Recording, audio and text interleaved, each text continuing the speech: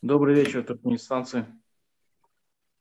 Добрый вечер, дорогие соотечественники, коллеги, друзья. Салам алейкум, хурматты ватандашлар. Салам алейкум, Равшан.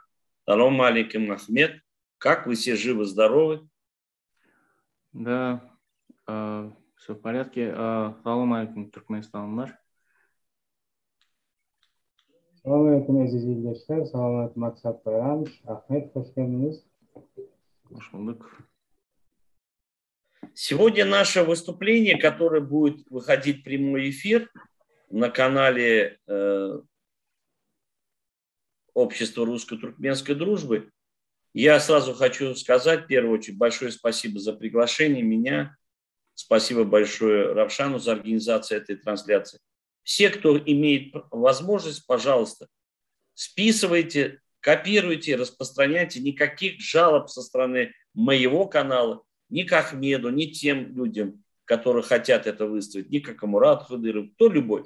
Никаких претензий не будет. Я думаю, и Равшан не будет никаких иметь претензий, как он главный организатор данного мероприятия. Более того, я, чтобы было это как бы официально, скажу, что лицензия этого видео установлена лицензия Creative Commons Attribution, разрешено повторное использование. Ну что, давайте начнем, Ахмед. Начнем с вас. Что вы хотели сказать? Если есть что-то сказать, потом каждый из нас что-то выскажет. Будут какие-то вопросы.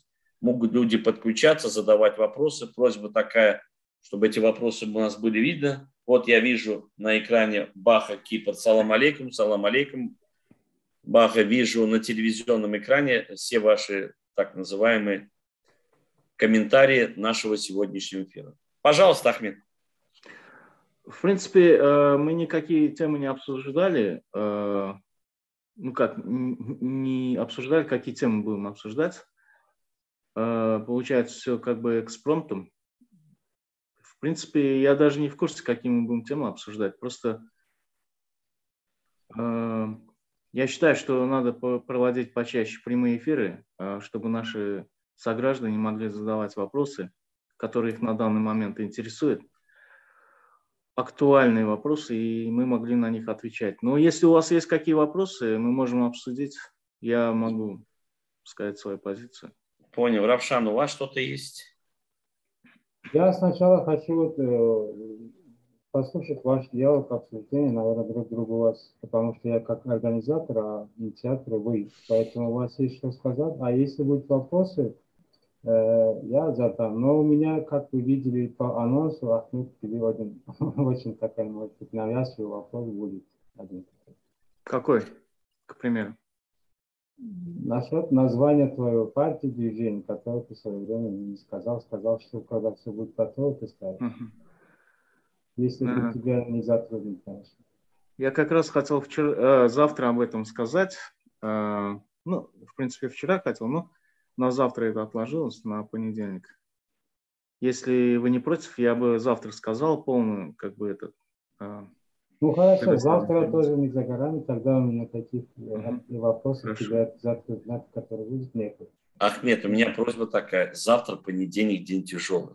Поэтому будьте готовиться, чтобы выдержать этот тяжелый день. У нас в Египте уже рабочий день сегодня первый, начало недели, у вас только начинается.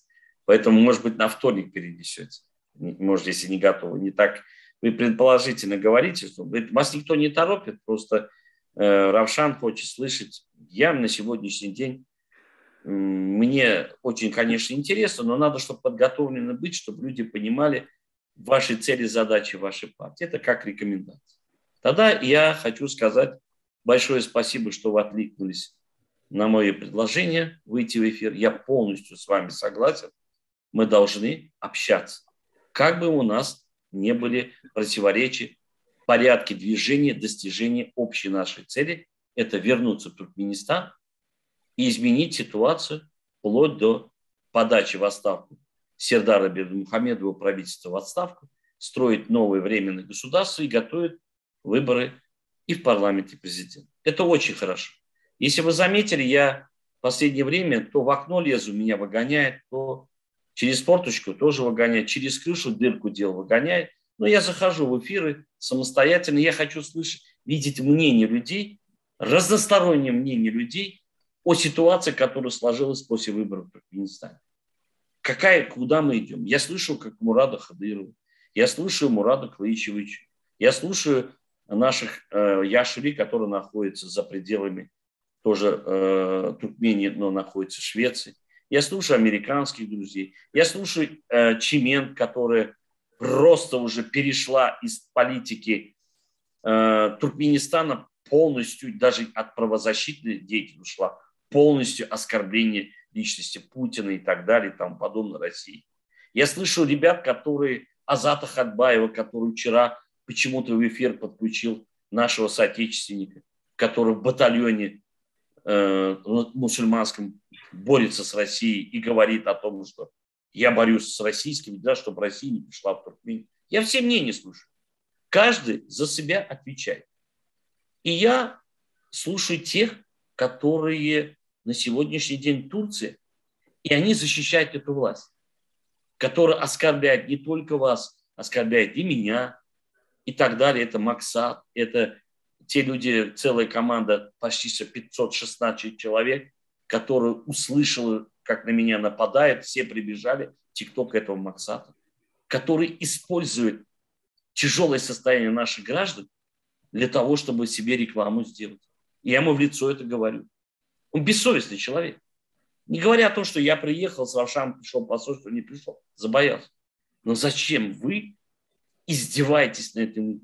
И он говорит, я помогаю, я там, деньги у него нет.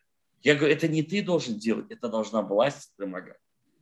Власть не хочет делать, а ты делаешь и на этом хочешь имидж. Тогда что ты с ними не улетел?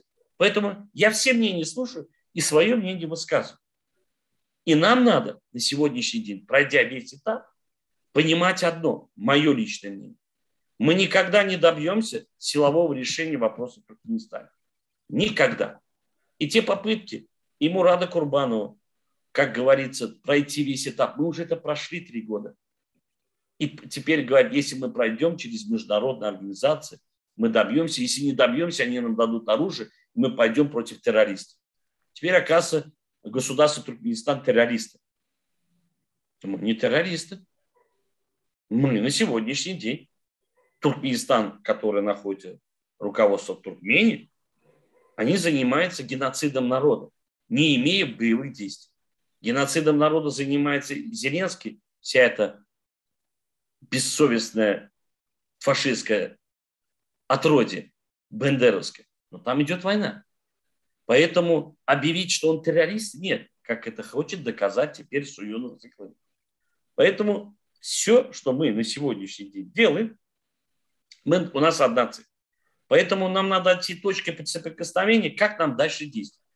Все этапы за 3 года, то, что мы хотели сделать, не смогли сделать, и сделали, мы прошли. Поэтому я хочу ваше мнение услышать, создав вашу партию, которая пока на бумаге. Я этот этап уже прошел. Консервативная партия Туркменистана. Дальше, вот как вы думаете, что надо делать? К вам вопрос. Спасибо. Сначала я хочу сказать, что я готов в любое время с вами выходить в эфир. У меня никогда не было и нету прямых конфликтов с вами по каким-либо вопросам. Я не припоминаю такого, по крайней мере. Вот. Второй вопрос был Максат Туркения, да? Я его Тургенев называю. Ну, вы знаете, это человек, который нагло лжет. Вот ему говоришь, что народ голодает, он может сказать, что народ держит диету, понимаете? Ему сказать, что в Туркменистане живется плохо, он нагло говорит, что это ложь. То есть это человек, с которым нет смысла вообще разговаривать. Он на белое скажет черное, на черное белое. И я как бы стараюсь, я считаю, что на них не надо обращать внимание, чтобы они не получали того внимания, какого ждут, и они просто отсеются. Вот. Насчет Украины я очень не хотел бы затрагивать этот вопрос. Не надо затрагивать. Не надо. Вы говорите, я не тронул Украину на сегодняшний день. Я Не, сказал свое мнение. Да. Вы сказали насчет Зеленского и то, что в Украине фашисты. Я просто хочу отметить, да, если бы в Украине были фашисты, в Украине не был бы президентом еврей. То есть нацисты никогда евреи президентом выбирать не станут, понимаете? Так что это, я считаю, что это неправильно. Ну, при этом ты не забываешь, что Адольф Гитлер тоже был евреем, да? Кто? Адольф Гитлер тоже был евреем. Ну, он не полный еврей, там это еще немножко как бы спорный вопрос. Ну, давайте к этой теме, я думаю, что мы как туркмены нейтральны, да, и как братское государство к этим обеим как бы, гражданским государствам, наше отношение либо должно быть как превентивной дипломатии, либо мирной как бы, пожелания обеим сторонам. Да? То есть, националисты и нацисты есть в каждой стране. В какой-то больше, в какой-то меньше, но везде этот вопрос присутствует. Даже в европейских странах, даже в России. В России что, скинхедов нет?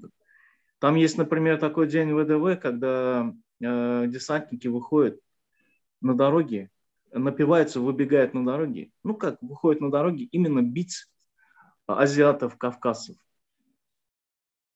Ахмед, мы сейчас уходим в сторону. Давайте мы вернемся к родине. Я просто что хочу сказать. Вот национализм и нацизм, он есть, присутствует в каждой стране. Он и в Туркменистане есть. Просто я хочу сказать, что это не причина для такого острого конфликта. Это инструмент. Вот. Может, вы правы. Может, вы правы. Вы знаете. Может, вы правы, да. Ну, я хотел бы не касаться этого вопроса, потому что... То есть обходить бы хотел этот вопрос. Вопросов нет. С Украиной, да, вопросов нет. Тогда давайте вернемся. Что надо делать? Вот вы смотрите, я вам сейчас дам маленький намек. ДВТ, Мурат Курбанов. Вы участвовали, были у нас конфликты в начале, когда мы ругались по поводу счета. Ладно. Я перестал, мы практически с Равшаном почти год не трогали, вы действовали. Я хотел понять, чего, по вашему мнению, добилась ДВТ? Первое. Самое главное, чего вы добились? Ну, я вам честно скажу, я как бы доволен работой ДВТ первые, скажем, 6 месяцев. Первые полгода, это вторая половина 2020 года. Я очень доволен, потому что там были явные сдвиги. И организованная команда админов, она показала нормальный, хороший результат. Я как бы... Какой результат? Можно сказать, какой результат? Результаты... Да, я понимаю, о чем вы хотите сказать. Нет, я наоборот положительно хочу сказать. Не вмешиваясь в вашу работу, положительный результат, люди вам поверили. Люди пошли участвовать в телеграм-канал. Большая масса людей, по нашему пониманию, начали говорить и выступать, участвовать в работе ДВТ. Это очень положительно. Я не каким-то сарказмом, я это хочу сказать. И как и Мурат Хидыров, и Мурат Курбанов, и все люди поверили. Вот на сегодняшний день, да, это положительный вариант. Вы положительны. Дальше. Дальше пошли. Я ожидал сарказма, но если как бы нормально. Я не отказываю. Ребята, вы знаете, я был очень за вас рад и вначале поддерживал, когда, как и Мурат сказал, будет объединение. Дальше мы попытались, Равшан попытался, я хотел войти, участвовал в ваших сайтах. Мы друг друга не поняли. Окей, у каждого есть свое движение. В результате появились новые люди. Появилась Нур-Султан. Появилась ситуация, что вы начали проводить митинг, где была ошибка, где мы говорили, не надо. Вопросов нет. И мы подошли к самому главному, что надо уже делать, это как вы говорили, Мурат Курбанов, уже как и Мурат Худыров отходил, надо проводить внутри страны работу. В результате вот здесь я был полностью не согласен, чтобы не подставлять людей. Результат, Мурат наш дорогой, который сидит сейчас в тюрьме за 4 или на 5 лет. Как его фамилия? Душем. Душема. Вот мы увидели, что если мы дальше будем это делать, и дальше эти будут защищать их правозащитники, результата не будет. Наплевали эти власти на правозащиту. Значит, мы должны найти другую. Потом пошла тема паспортов, которую мы до конца не довели. Потом тема пошла на сегодняшний день, грубо говоря, хотя бы написать петицию. Спасибо Алламурату Рахиму, организовал с Равшаном вместе. Потом были... Мы к чему-то шли. И в результате мы подошли к тому, что мы должны людям сказать: ребята, это не получилось, это не сделали, это никак не выйдет, надо искать другой метод. Я свой метод об этом говорил. Все говорили: нет, Узбекистан не получится. Вот вы, столько лет работая и с Мурадом Курбановым, и с Камурадом Хадыровым, и с всеми активистами, хотя я слово активист не люблю, но пускай будет. Мы все патриоты Родины, мы хотим вернуться и свою жизнь, и все, что можем, отдать своей Родине. Не в Турции, а в Родине. И вы к чему-то подошли, а что дальше? Да, вот. Еще раз, есть положительное. Давайте поговорим. Да. Мы можем какой-то лимит времени сделать, чтобы я тоже мог говорить? Еще вопросов нет, не перебивай. Ага. Смотрите, вы помните, да, начало 2020 года, вот ребята, 50 человек, ну там с лишним, пострадали в Стамбуле, потом вот этот ураган, потом наводнение, дома затопило, которые были снесены крыши ураганом. Вы помните, да, тогда правительство не показало никакую свою функцию, которую она должна была проявить. Она отнеслась безответственно и никак не среагировала на вот эти вот бедствия людей. И вот тогда это была, ну, как та точка, тот переломный момент, когда люди поняли, что, ну, как, не все, но была группа людей, которые поняли, что дальше так нельзя. Дальше так нельзя. И люди начали выходить, говорить, люди начали протестовать. И на тот момент были вроде бы организации, которые как бы способствовали, давали возможность людям как бы двигаться в этом направлении. Но платформа ДВТ, вот площадка, она так удобно, ну, своевременно как бы создала удобство, вот, поймала эту волну и как бы способствовала поднятию людей, да. Удача это была или же организованная работа, это, ну, как, можно еще обсуждать. Но волна была, как бы, люди поймали волну, люди начали говорить, люди начали подниматься. И вот первые полгода до конца 2020-го эта платформа, площадка ДВТ, она сделала очень хорошую работу.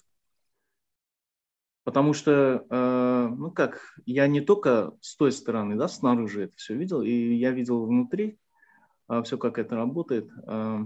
И поверьте мне, люди реально душу вкладывали в то, чтобы донести до людей какую-то информацию. Да, какая-то информация была преждевременная, люди тогда еще не готовы были ее понять.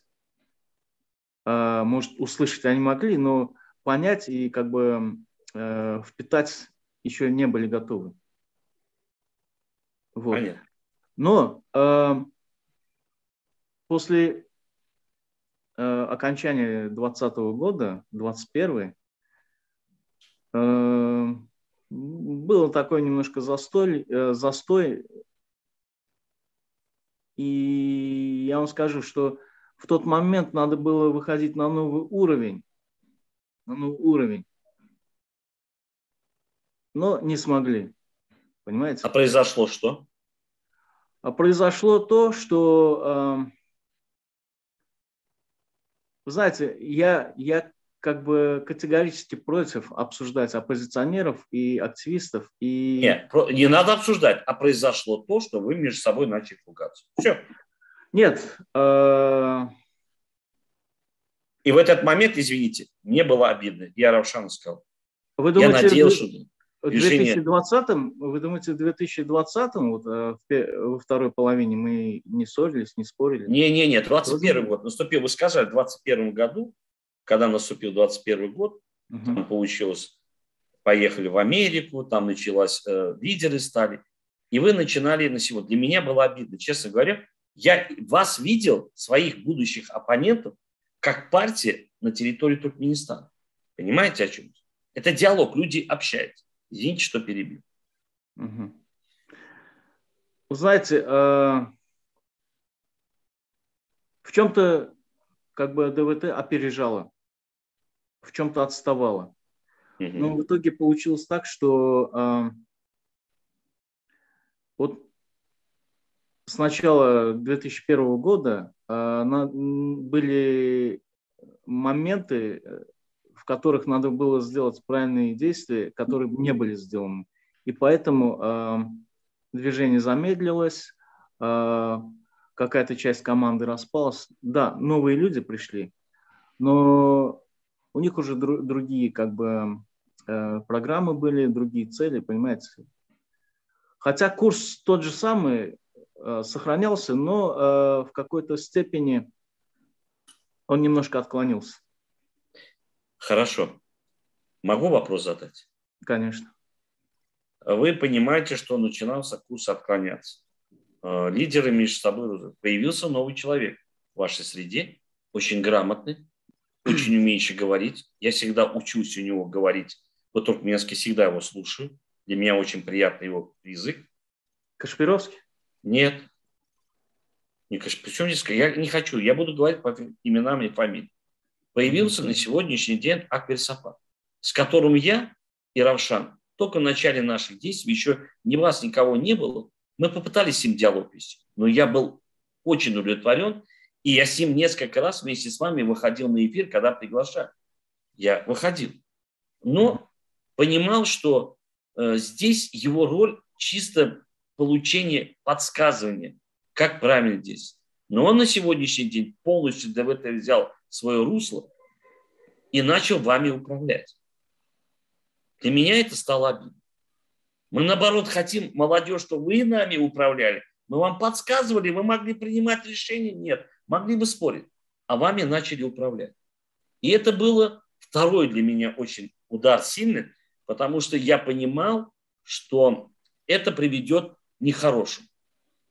К тому, что люди начнут смотреть ему в рот. Хотя он себя считает демократом. Я еще раз повторяюсь, как человек, который знает журналистскую деятельность, вам это было подспорье. Написать бумагу, подсказать, обращение. Там. Но я ничего не видел из этих бумаг, которые есть. Вот то, что я готовлю бумаги, которые я пишу, стараюсь где-то, мне помогает Андрей Рашидов, мой однокурсник. Да? У нас 2-3 человека, которые работают. У вас целая команда. Потом дальше мне не нравится. Ну почему вы оппонентов не слушаете? Почему вы не приглашаете вот так, как мы сейчас разговариваем? Надо слушать. Можно не соглашаться. Но мы таким образом показали, что мы можем друг друга слышать. Может быть, не слышать, услышать, а слышать. Свои мнения. Но тогда бы власть поняла, что мы объединяемся. А у нас получилось, что нас обратно использовали друг против друга и всех разбили по пачкам. Вот и результат. Вот почему вы, молодежь, не можете говорить: Яшули, спасибо, мы вас услышали, дайте нам управлять. Я это хочу. Хотите открыто скажу? Я, может, открыто, может, закрыто. Мы ведем диалог, люди слышат. Люди хотят узнать, что дальше делать. Вы знаете, среди, как скажу, старых оппозиционеров, это будет неправильно, среди пожилых оппозиционеров, так скажем, да, большинство людей, большинство из них старые прошивки, понимаете? Старые советской прошивки. Да. И им трудно донести до них, что такое настоящая демократия. Что такое по-настоящему демократия, понимаете? Они думают, что понимают, что это такое, но они не понимают. Они 30 лет прожили за границей, как они не понимают? Это вы не знаете, жили 30 лет? Я как-то психологию изучал, и я там, есть такой момент, что сознание человека, оно как бетон, знаете, да? Оно к определенному возрасту, оно затвердевает, и потом ты уже это сознание не можешь поменять. Ты его можешь превратить в песок, то есть переломать, да? И заново залить как цемент, но он уже не будет цементом, понимаете? Бетоном. Вот. И сознание после определенного периода уже трудно переключить на другой формат. Поэтому, вы знаете, во-первых, нет демократии у Аквей Сапара. Наверное, это одна из причин, почему я ушел из ДВТ.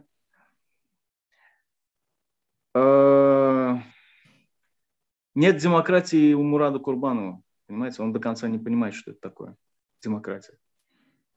Вот. Хотя живет во Франции, в принципе, должен понимать. Но, вы знаете, есть еще фактор семьи. То есть человек может жить в демократической стране, но культура семьи у него, если не демократическая, то есть до конца, то есть демократия не проникнет в его сознание, понимаете? Человек может жить в диктаторской стране, но если у него культура семьи демократическая, то он будет оставаться демократичным, понимаете? Так что я считаю, что не только от того, в какой стране ты живешь, зависит, демократичный ли ты, но еще какие ценности ты несешь в себе. Что для Скажите, тебя а вы демократ? В Я... семье?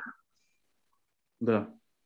Можно вопрос тогда Равшану? Равшан, вы демократом себя считаете?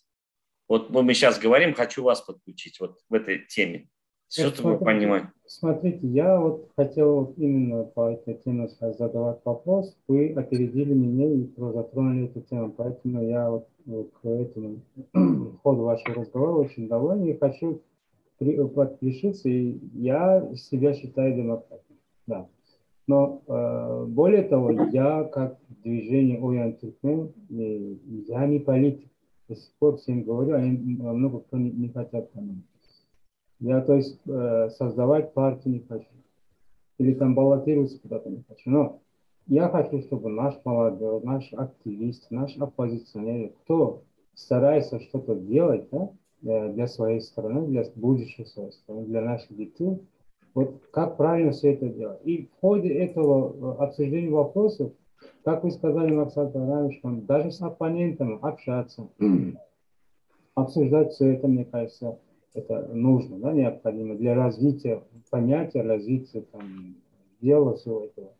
И поэтому мы с этим, основным, с молодежью, ДВТ, очень тесно одно время общались. Помнишь, да? У нас были там общие зумы, там по ночам много чего, там долгие там, часы обсуждали, там много активистов, девушки, там мальчики, все там присоединились. У нас много таких были обсуждений. И в результате этих обсуждений мы пришли к тому, что мы начали как бы общие, как бы мультиплатформенные эфиры делать. И потом я начал у вас участвовать в каких-то эфирах, там, вас пригласили, вы, Макса Забаранча, пригласили. И так получилось, тогда я познакомился с очень таким, как бы, талантливым и, как бы, да, умным ребятам, девушкам, которые вот за счет их я вот в 9 верил, что в будущем, хотя там как бы Мурат Курбанов, он сам мне признался, по его словам скажу, что он не политик. То есть свою жизнь он политикой не занимался. И как начали этот политический действие, он старается учиться. Но где-то он как бы, не знаю, притормозил, и потом дальше как бы требования молодежь там быстро развивается, как бы, то есть, если коротко сказать, у молодежи есть возможность себя обновлять, да, каждую минуту. А Мурат Курбанов, как старый советский телевизор, у него функции обновления нет. Как черно-белый телевизор, так и стоит, да. То есть в это время, в советское время, есть новые там модели телевизора, видели, там, как в наше время, там по этому программа обновления не пошло, да, невозможно было. Надо было новый телевизор менять. А сейчас в наше время, там, наших этих девайсах, гаджетах есть такой возможность. Любой телефон возьмешь, каждый месяц, 2-3 обновления автоматически устанавливаются, и то есть телефон становится... Вот, к примеру говорю, да, и многие эффективные, там, как бы талантливые ребята ушли. Те, которые очень сильно верили, поддерживали, днем и ночами там это старались, ушли. То есть, как я понимаю, к этому причина того, что вместо того, чтобы там, как бы демократическое какое-то движение создавать, это дело двигалось к созданию нового, малого как бы, диктаторского режима, поэтому ребята, которые молодежь, демократичная молодежь, от этого ушло автоматически. После чего там такие там видные, эффективные как бы, активисты уже там открыто, называя себя активистами ДВТ, не участвовали нигде. И многие из них до сих пор нет. Это правильно? Да, согласен. Но мне надо было, как бы, не мне, а нам всем надо было, чтобы, вот когда вот, помните, я вам говорил, вот Турсултан, ты, Лика, начали делать уже в составе ДВТ отдельные свои программы, да? Это очень хорошо началось и хорошо пошло, там ребята все поддерживают, потому что всегда видят одного же того же лица каждый день. Может, и как бы надоедает кого-то, да, может или что-то, но, как Мурсат Байрамович говорит, любой основополагающий фактор любого движения – это молодежь. А взрослые, они могут как советники, там, правильный русло там, как бы направлять, там, советы, рекомендации давать, но даже если сегодня в системе что-то изменится, не вот это взрослое поколение же перед нами будет бегать. Мы будем все это бегать, там, физически все это активность, динамизм показывать. А они могут там как бы наши законы, рекомендации, советы давать. Потому что даже если они люди в советское время там и понятия, наука, это все очень хорошо там воспитали, образовали, поэтому эти люди нам очень много полезного могут давать, это поколение. Но они активно как бы уже после 50-60 лет не могут, поэтому молодежь надо было развивать. И вот как началось 3-4 из ваших как бы, ведущих, да, активистов действовать, и другие там молодежь, там, как основополагающий фактор, это начали поддерживать вас, и все обрубило вас уже моментально, все как лезвием. Почему? Вот я хотел это узнать, если не секрет. Можно в 2 словах? В чем вопрос? Вопрос вот как раз молодежная часть как бы ДВТ начала продвигаться вперед, делать свои программы более как бы эффективные, яркие как бы, действия, и их обрубило. Одновременно никто из них не выступал. Ни ты, ни Нурсултан, ни Лика, ни другие. Почему?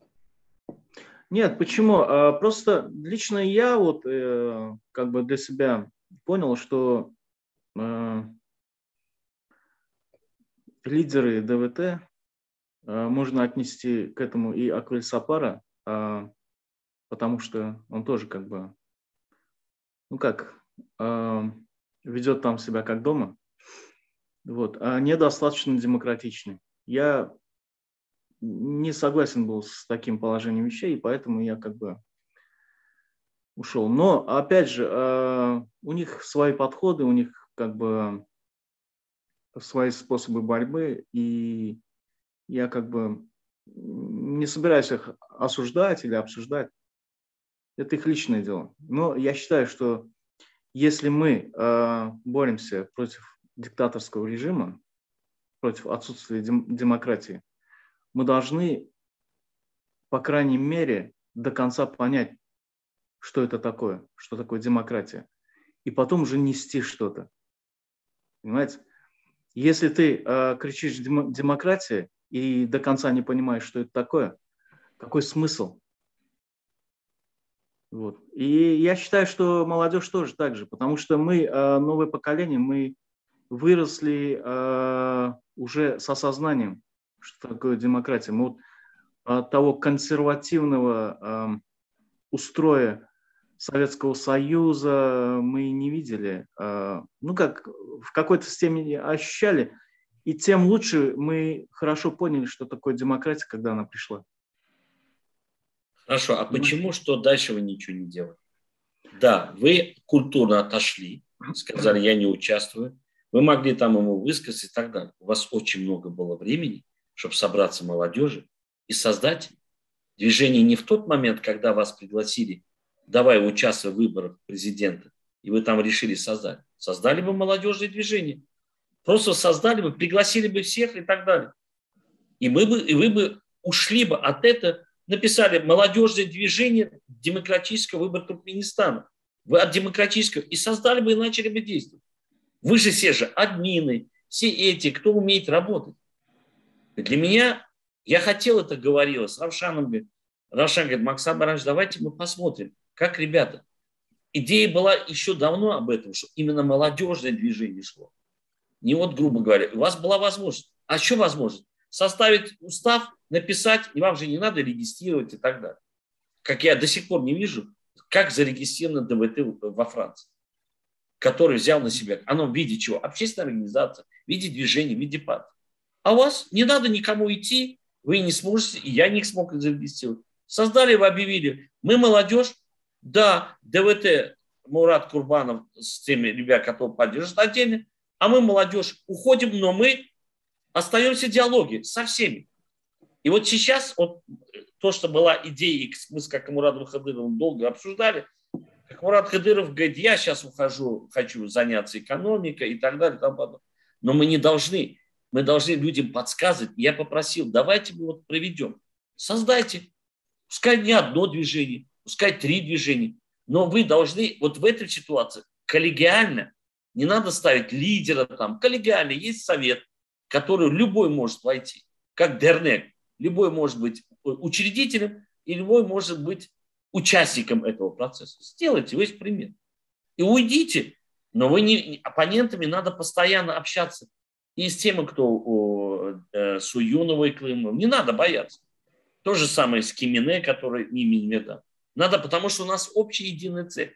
Где-то вы совпадаете. И тогда вот это все, что это будет видеть власть, она задумается, ага, у них новый этап пошел. Значит, молодежь взяла на себя в руки и начала управлять процессом и между собой объединяться. Я думаю так. Может быть, я ошибаюсь. Вы очень правильный вопрос затронули, даже несколько.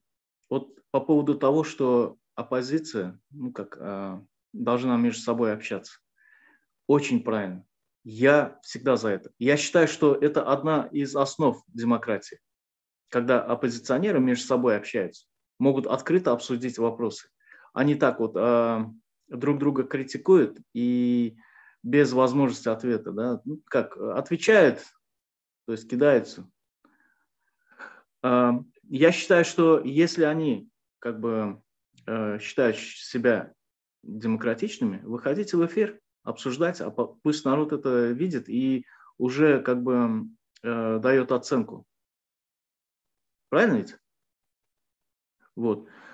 Поэтому, когда мне поступило предложение с вами в эфир выйти, я был за 2 руками. То есть я открыт, двери открыты на любой разговор, на любой эфир, на любой диалог. А насчет того, что молодежь должна была сама двигаться дальше, да, своя организация строить. Вы понимаете, в Туркменистане есть такой фактор дефицит лидерства, понимаете? Есть такой момент. И вы знаете, вот туркменистанцы, они в основном сидят и ждут, пока один лидер выйдет, и мы за ним пристроимся, понимаете? И вот в чем проблема. Вот в чем проблема. Понимаете? Туркменистанцы боятся на себя взять ответственность, лидерство. А вы не боитесь? Вы не боитесь взять на себя ответственность? Вы же взяли ответственность и выступили что вы создаете партию и участвуете в выборах виртуальных президентов. Вы взяли же на себя ответственность? Берите Да. сейчас. Молодец. Взял. Молодец. И если вы заметили, я там сразу отметил, что я основал партию, но я не считаю, не являюсь ее лидером, а лидера будет выбирать, группа партий, да? То есть коллегиально.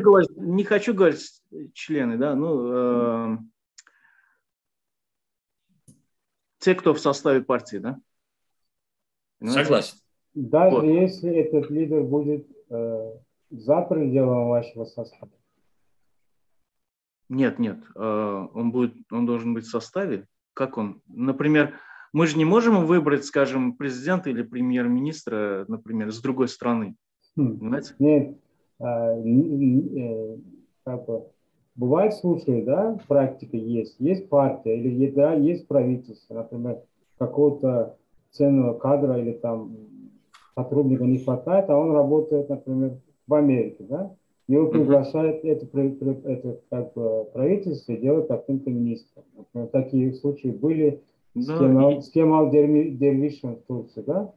Кемал Дервиш работал в этом IMF фонде, да. И в Турции тогда экономика проблем была. Его взяли в Турцию, пригласили и сразу делали министром экономики. Я считаю, что не знаю, я считаю, что это неправильно. Если даже... Вопрос был риторический для демократии. Я понял. Смотри. Пусть входит в состав партии, то есть членство партии, и тогда может избираться. Но, опять же, если он не гражданин Туркменистана, я не знаю, как это может быть. Я считаю, что... Сейчас не о гражданстве, просто о понятии, да, есть такой возможность. Насчет демократии, да, ты сказал, сначала должны понять, что такое демократия. Да, вот, например,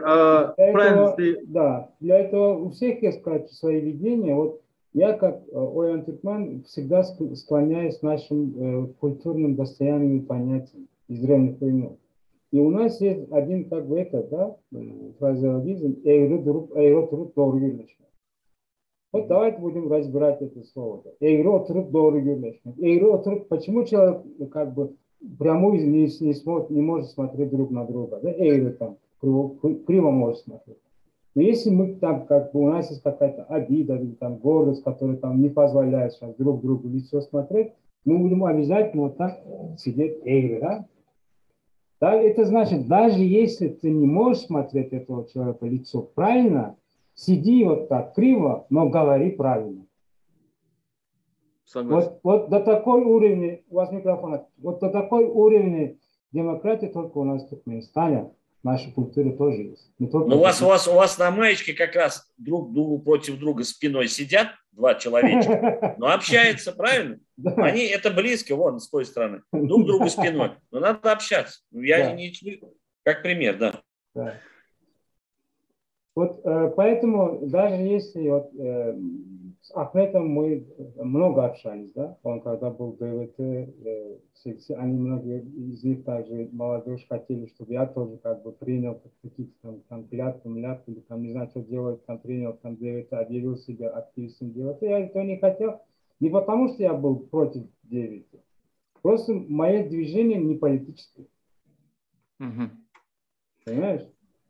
У меня несколько вопросов к вам, Равшан Максат Байрамович.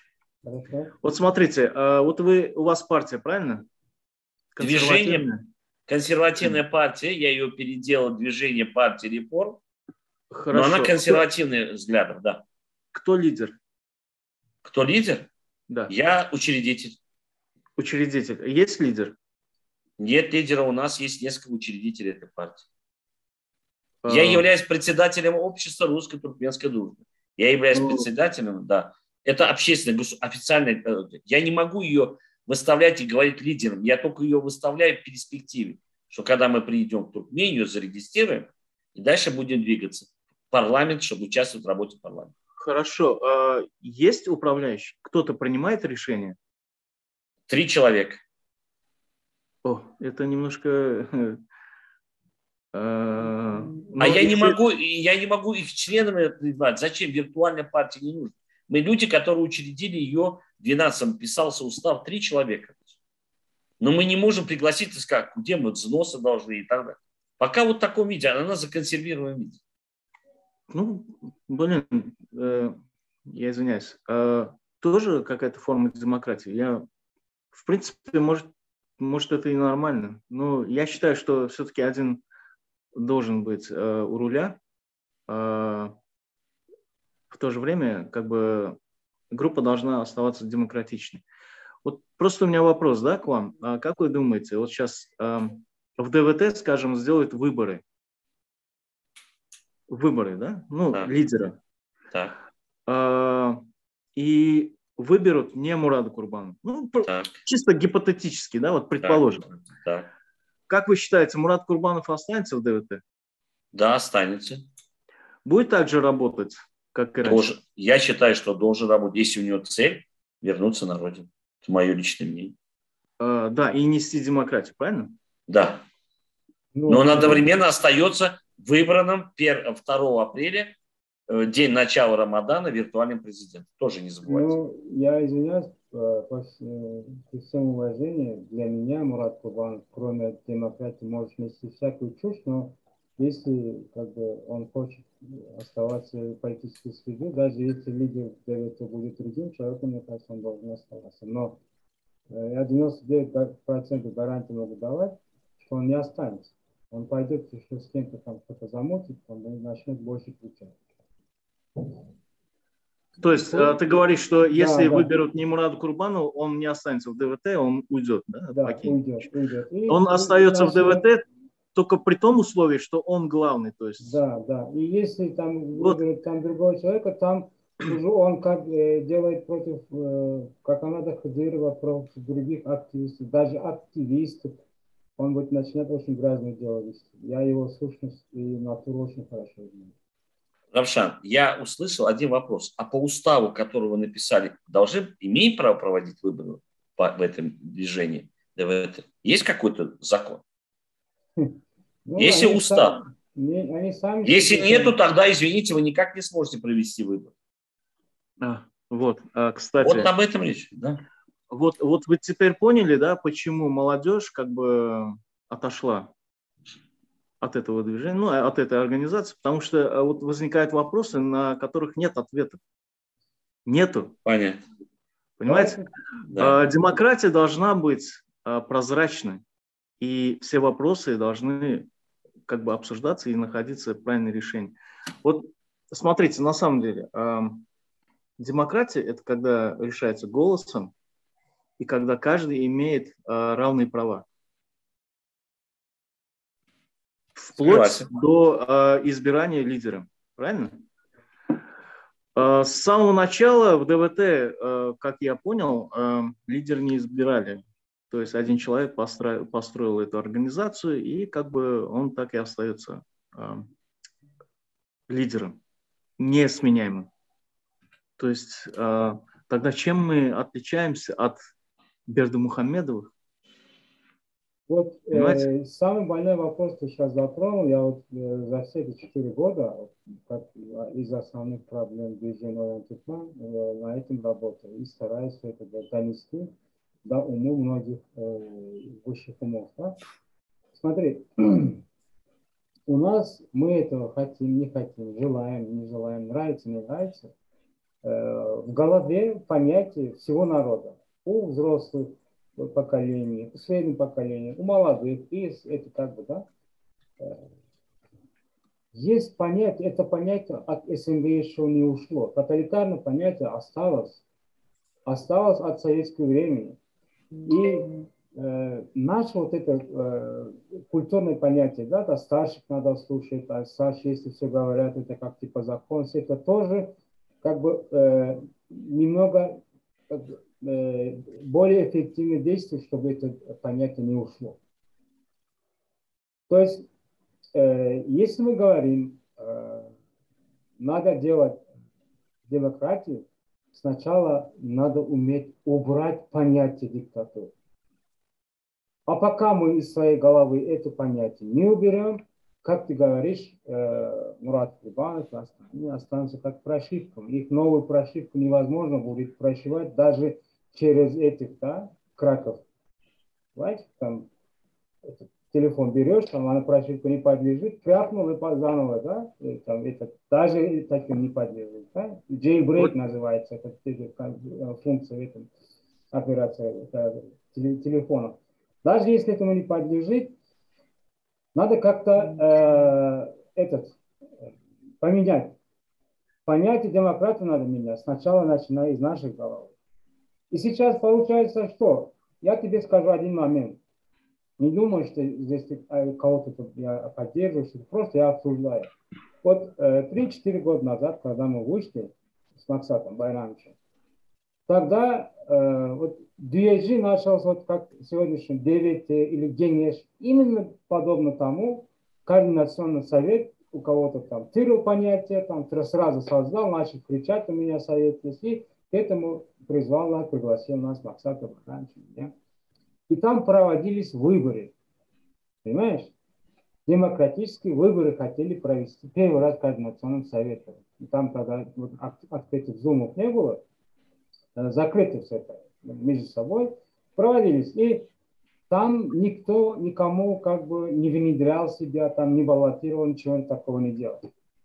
Но DHG был настолько 100% уверен, что из-за именно, вот почему я сейчас говорю, вот, наш вот возраст, понятие демократии, и что вот понятие, что взрослых надо послушать, мешает убрать диктатуру понятия. Да? Вот на этой почве DHG был 100% уверен, что все мы будем выбирать именно его. Как бы понятие привел там к нам координационного совета DHG, никакого другого варианта не было, чтобы он не мог бы стать лидером. Да? И выбор получился, почему-то лидером стал Максат Байрамович. Представляешь? DHG уже все там, как бы, нигде не было, но как бы, даже в представлениях, и Максат Байрамович стал лидером. После этого DHG начал все это разгромить. Со всеми там интрижки создавать, проблемы создавать, молодых трогать, меня трогать, Максат Байрамович. Но все равно это не получилось. Не получилось. Вот почему я говорю, там, Мурат Курбанов будет поступать, потому что тоже головы DHG я видел практику, понимаешь? Я же конец Мурата Курбанова 4 года назад практику у DHG видел. И после чего, чтобы как бы какой-то баланс создавать, как Алла Мурат хотел в своем гении создавать баланс, и туда меня там пригласить, пригласил Какамрада Хыдырова туда. Какамрада Хыдырова хотел внедрить этот координационный совет, и думал, как Амрат Хыдыров, как он мечтал, будет поддерживать, и голоса будет больше, и лидером станет он. Вот такие интрижки начались. А как Амрата Хыдырова, ты знаешь, он всегда там четко, ясно говорит, там кричит, орет, там как есть, все есть, но как бы таким-то интрижкам, играм он сильно не поддается. Потому что у него таких как бы, как у Мурата Курбанова, от DHG, таких великих амбиций нет, которые могут себя как бы подложить под этим, да, как бы играм с этим. Он может, как Амрат Хыдыров может что-то говорить, хотеть, но если это не получится, он не через других. Сам все это говорит, кричит, все это и поставит точку, и все уходит, как ушел с 9. Понимаешь? Потом с координационным советом не получилось, там много времени прошло, смотрю, как Амрат Хыдыров уже создал ДВТ. ДВТ создал как Амрат Хыдыров. Потому что, как мы сказали, Мурат Курбан, он лично мне признался, он не политик, политику ничего не знал.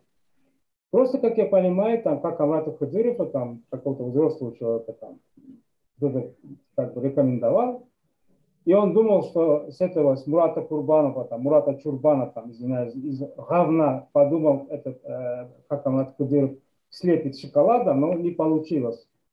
И это, как Амрат Хыдыров понял, что с говна шоколад не слепит.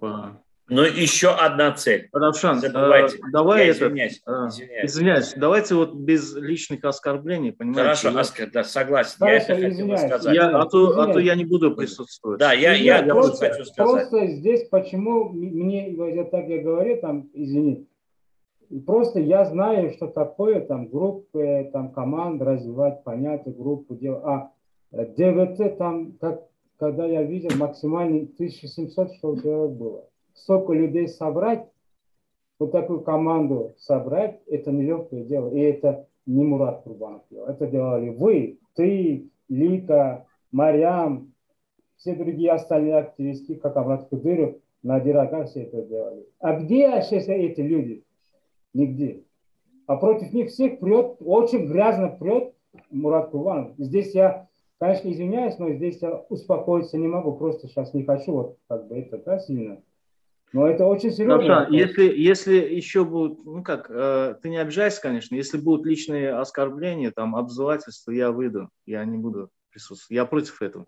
Я даже против Бердымухамедовых оскорблений ничего не делаю. Если мы ведем какую-то политическую деятельность, есть определенный этикет, которого мы должны Хорошо, за это придерживаться. я извинился, но чтобы вы меня поняли, говорю, я понимаю, насколько там как бы кровь, пот и работа лежит. Просто так взять и человека там провокатором объявить или чего-то объявить и там как бы сделать врагом народа, это не просто так, как бы люди Да, понимаю. должны Коллеги, позволять разрешите себе мне это. сказать? Хорошо. Да, помню. Я еще раз повторю, что мы здесь не пришли кого-то оскорблять. Но как у Мурада была другая еще цель, приглашая Мурада Курбанова в ДВТ. Он ахальский, и он попытался здесь найти человека, который именно ближе к Ашхабаду, где бы была дружба между племенами. Все время, как и Мурат Хадыров об этом говорит, что мы принижены, там, Черджовский, там, у него это было. Она хорошая цель, чтобы как-то объединить со всех областей, чтобы было. И одной из руководителей этого движения, лидеров, как в то время его называли, был Мурат Курбанов. Ну ладно, ушли от этой темы. Вернусь к тому, что да, вы сейчас говорили про выборы, возможно, победит. А зачем вам это? Нету устава, нету ничего. Не ругайтесь, создайте движение, идите вперед, молодежное. Общайтесь. Те люди, которые вас поддерживают, других, кто будет состав, ну напишите устав так, чтобы было коллегиально. И этот устав, как вы говорите, может избирать на сегодняшний день руководителя вашего движения. Вот и все. Идите дальше вперед. Можно я отвечу? Да.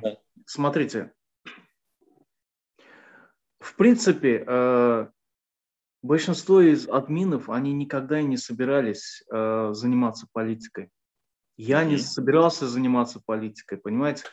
Нас вынудила ситуация, наша ситуация, в которой нас поставило наше государство. То есть политикой обычно занимается, занимается в тех странах, где люди понимают, что у них другого выхода нет. Понимаете? Я, например, я вообще хотел заниматься творчеством, бизнесом, понимаете? Талант свой развивать, да? Также и миллионы, наверное, туркменистанцев хотели бы заниматься делами, которые они любят. Но от того, что нам не дается такой возможности, и от того, что уже жизнь становится невыносимой, даже за границей мы попадаем в тюрьму без документности, в которой нас ставит наше государство, и у нас уже не осталось другого выхода, как не заниматься политикой. А то, что касается насчет Мурата Курбанова, вы знаете, я уже говорил, у Туркменистана есть дефицит лидерства, и вы знаете, я тоже, в принципе, находился в ДВТ и следовал за Мурадом Курбановым, потому что, организация работает, она что-то делает. И пока я остро не начал сталкиваться с недостатками этой организации, да, и задумываться, да, вот, как бы, когда облака расходятся, ты видишь картину и начинаешь задумываться, и ты начинаешь видеть недостатки. И когда ты понимаешь, что эти недостатки не будут устраняться, у тебя уже нет мотивации там находиться. Вот, так и получилось у меня. И вы знаете, окончательная точка была тогда, когда я зарегистрировался в правозащитной организации и увидел плакат, на котором написано: «Стань лидером, которого ты ищешь». И вот тогда это был ответ, понимаете? И тогда я понял, что вот это должны прочитать, это нам донести до нашей молодежи, что каждый из них, который чувствует в себе потенциал, может быть лидером. Поэтому даже вот основывая партию, я не выдвигаю себя как лидера. Возможно, есть человек, который лучше с этим справится, лучше сможет вести эту партию. Пусть народ выбирает, я не против. А можно вопрос? Да. А где вы, правозащитной организации, зарегистрировались, увидели этот плакат? Я вам скину этот плакат. Нет, в какой организации вы зарегистрировались и скинули этот плакат? Ну, вы сейчас просите сейчас мне говорить не трогать Украину, Россию, а сами берете организацию правозащитную, которая строится на деньгах европейских, американских. Ахмед, пожалуйста, немножко будьте очень дипломатичны в том. Вы сейчас задаете, что вы не политикой не занимаетесь, а я тоже политикой не занимаюсь. Мы, как все сидящие здесь и другие, мы занимаемся протестным движением. Политикой мы будем заниматься, когда приедем в Туркмению. А почему вот Максат Байрамович появился? Вдруг ни с того ничего решил от общественной деятельности заняться. Меня домой не пускали, как вас, но вы-то ездили, а меня не пускали. Я привез бизнес, как бизнесмен привез компанию. Я тоже хочу зарабатывать деньги. Я уже пенсионер. Мои письма президенту, которые люди, не будем называть фамилии, которые говорят, что я обратился с просьбой, потому что я законно обращаюсь с просьбой. Пустите меня домой. И мы все занимаемся протестным движением, не политикой. Политикой мы будем заниматься на территории, поэтому просьба такая. Не трогайте правозащитную деятельность. Для меня это те люди, которые неправильные действия, не буду оскорблять, мы договорились.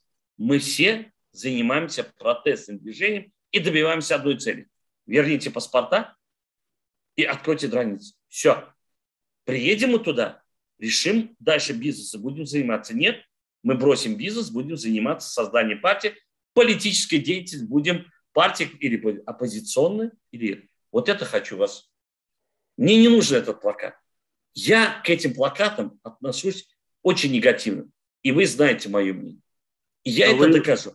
Относитесь негативно к плакату «Стань лидером, которого ты ищешь»? Нет, я отношусь к правозащитным организациям. Вот те, которые вы где-то увидели и так далее. Эти правозащитные организации делают не ту работу. Это европейский стиль защиты прав. Не хочу сейчас трогать. Поэтому где демократия, где права человека, не будем путать. Мое мнение, правозащитная деятельность должна правозащитить. Вот если Нурсултан придет сюда и скажет, что я правозащитница, хочу тоже участвовать в вашем движении, я скажу: Нурсултан, иди, пожалуйста, занимайся правозащитой. Хочешь заниматься нормальным действием, именно политикой, именно протестным движением, другой вопрос. Мы иногда путаем. А у нас правозащитная деятельность, проводя правозащитную деятельность, выбирая тех людей, лидеров, становится их, заставляет ругаться с властью, и на этом люди зарабатывают деньги. Это мое личное мнение. Поэтому давайте мы не трогаем. Мы здесь с вами на одинаковые. Я, Максат Байрамович, тоже не политик. Я и в России не был политиком. Я эксперт. Когда мне пишут, Максат Байрамович дал как эксперт заключение по Туркменистану. Максат Байрамович как общественный деятель, не политический. Это тоже надо учить. И мы здесь с вами люди, которые занимаются протестным движением достижения одной цели.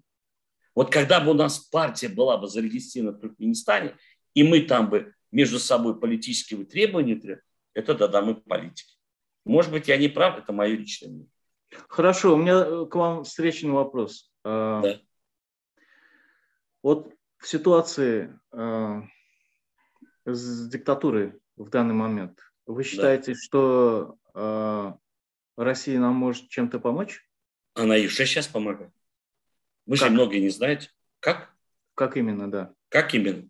Россия не вмешивается во внутренние дела Туркменистана, но помогает гражданам, которые понимают, что тяжело жить, приехать в Россию и продолжить свою жизнь как бывшие граждане Советского Союза, где адаптироваться легче. А вы понимаете, что Россия должна ударить кулаком по столу? А ну иди сюда, Бердымухамедов, у тебя нарушаются права человека. Мы не имеем права вмешиваться. Если Россия 8 лет не вмешивалась в тот конфликт, который говорим, это уже значит. А мы пытаемся вмешаться. И сейчас, когда она начала защищать себя, объявили агрессором. Поэтому вы предлагаете, как вы хотели бы видеть, например, Соединенные Штаты помогают Туркменистану. Вот Соединенные Штаты, европейские. Говорить мы 30 лет уже слышим. 30 лет на этом люди деньги делают, люди должны за себя получать зарплату, а нету ничего не изменилось в Туркменистане. Значит, кто они? Они что говорят? Только народ должен встать. Но народ не встает. А что надо делать? Значит, нам надо возвращаться в Туркменистан. Вот, например, Ахтямова, да, Зарина. Только что, пока мы с вами разговаривали, я хотел с ней поговорить. Зачем себя бросать на амбразуру? Дали вам паспорт детям? Пожалуйста, я организую. Езжайте в Россию. Вы знаете русский язык, носите, получите гражданство в упрощенном порядке и живите. У вас менталитет такой. Но мы не могли в Россию уехать, потому что виза. А сейчас можно. А если у вас легко это все сделать в Турции, живите в Турции. А если у вас есть возможность поехать в Европу, Америку, пожалуйста. Я же не упрекаю. Наджан, Музаперулька, поехали, устроились, молодцы. Я очень рад. Они богатые, я очень рад. Самое главное, что они богаче, чем меня. Почему мне задают вопрос, когда радуются? Потому что завтра, если они будут бедны, они у меня будут просить деньги, а мне нечем им помочь. Поэтому я радуюсь, я у них не прошу денег, но радуюсь, что у них все хорошо. Каждый выбирает эту жизнь. И я хочу понять, кто нам, кроме себя, нам поможет. Только мы сами. А Россия помогает реальными вещами, реальными конкретными действиями. Максат Байрамович, Да. Блин, вы же должны понимать, что в политике не все так однозначно и просто, понимаете. Там есть много факторов, которые мы даже обсуждать не можем, понимаете. Смотри, я, наверное, тебя понимаю. Да? Вот, смотри, есть, как мы должны понимать понятие демократии, понятие диктатуры тоже мы должны очень хорошо понимать. Вот смотри, там как бы влияние Запада на данный момент и Белоруссии, и Россию много кто называет диктаторской страной, да? Вот посмотрим, диктаторство, что такое? Диктаторство есть только одна единственная партия или один единственный человек, который диктует всем. Так? Угу. А в России, в Беларуси, в России намного больше, а в Беларуси, как минимум 10 лет, есть действующая оппозиция. Понимаешь? Например, Царство Небесное, Жириновский был. Он был ярким противником Путина. Он много чего говорил против. Зюганов там выступал очень свободно, там свои эти говорил. И их же никто не ущемлял, никто рот не затыкал, никто там по тюрьмам не таскал. И также были в Беларуси тоже как бы демократические как бы и диктаторские демократические движения были. Буквально на этой неделе, там, вторник, среду, я был переводчиком в одном компании, фабрике турецкой. Туда приехали делегации из Беларуси. И с реальными бизнесменами, которые никак они не как бы, по отношению к этому, да, политика не имеют, я общался. У них там ни камеры, ни видео, ни СМИ, ничего нет. Мы с лицом в лицо, глаз в глаз общались. И обсуждали этот как бы случай в Беларуси, да? Они все говорят, вы все были против. Мы не знаем, кто это молодежь или кто-то вот как бы по влиянию этот. Но основной народ был против того, чтобы там вот это все случай было. А сидя на месте, мы как бы медиа, да, как СМИ, нам кажется, что там такая там демократическое движение есть, и там это все защемляет. Нет, там вот это даже позволение всех этих тоже является демократией. А у нас, ты даже вот не только в Туркменистане, сидя за границей, люди боятся. Вот это демократия, то есть диктатура, понимаешь? А то, что в России бывает или в Беларуси бывает, это не диктатура, это железный кулак управления от Советского Союза осталось. Авторитарный режим. Авторитарный режим. Авторитетом давит. Да. Авторитарный режим давит авторитетом своей партии, своего этого, своего этого. Но диктатура, она гниет людей. Понимаешь? Правильно, неправильно, она должна быть, как говорит диктатор. Как... Равшан, смотри, у нас говорят пассивный этот, да, геноцид туркменского народа. Есть? Есть. Почему? Потому что в стране жить невозможно, зарабатывать невозможно. Люди уже почти 2 миллиона за пределами, да? Вот это фактор один. Второй. Люди внутри даже рот открывать не могут. Видишь? Рот открывать не могут. Даже если не против, как Максат Байрамович говорит, протестующие действия делают. Вот Душенко мы видели, у него не протестующие действия было, у него как открыть глаза народу, чтобы народ начинал как бы учиться требовать свои права. Это как бы даже не партия у него как бы социальное это, да, движение. Но все равно закрыли. Их ваших там пейгамбарда Аллах закрыли. Все колонны закрыли. Вот это диктатура. То есть диктатуру с другим видом управления, авторитарным видом управления, железный кулак, все это нельзя путать, мне кажется. Почему? Потому что когда вот, например, в России с многими русскими я близко общаюсь, да, то есть и по работе, и по этому. Смотри, во время Ельцина Ельцин все продал. Все, что было в России, продал, и даже люди высшего образования, с 2 высшими, 3 высшими, здесь в Аксарае были, они нищенствовали, они приехали на этот челночный бизнес. Они вот такой труд, они видели, то есть трудности они видели, поэтому они сейчас, весь народ, даже самых крайних, они очень довольны Путиным. То есть свой народ очень доволен Путиным. Может, не все, Равшан, остановись, пожалуйста. Понимаешь? Когда народ доволен, это же не так. Равшан, остановись. Ахмед задал вопрос про Россию. Вы начали говорить, что авторитарные, мы говорим, демократия. Вот давайте меня спросить. Я служил госчиновником. У меня дети, внуки. Почему я должен выходить и заниматься политической деятельностью, если у меня 2 внука получают пособие, дочка, когда родила 1, 2, квартиру взяла, по ипотеке с материальным капиталом. У меня вот сейчас родился сын, он получает 40 тысяч на ребенка общим деньги. Что я могу прийти и сказать? То, что ты долго сидишь, господин Путин, для этого есть выборы. Есть выборы президента, парламент. И кто победил, тот победил.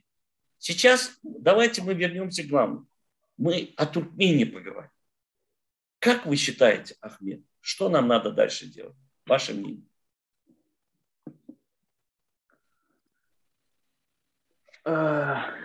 Смотрите. Как дальше херекет делать? Как нам двигаться дальше?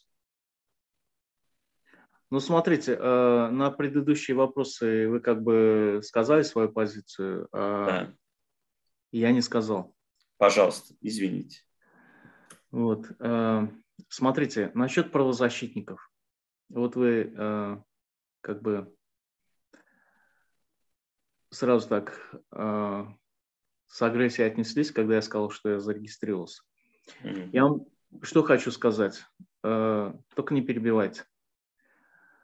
Правозащитники – это всегда противовес существующей власти.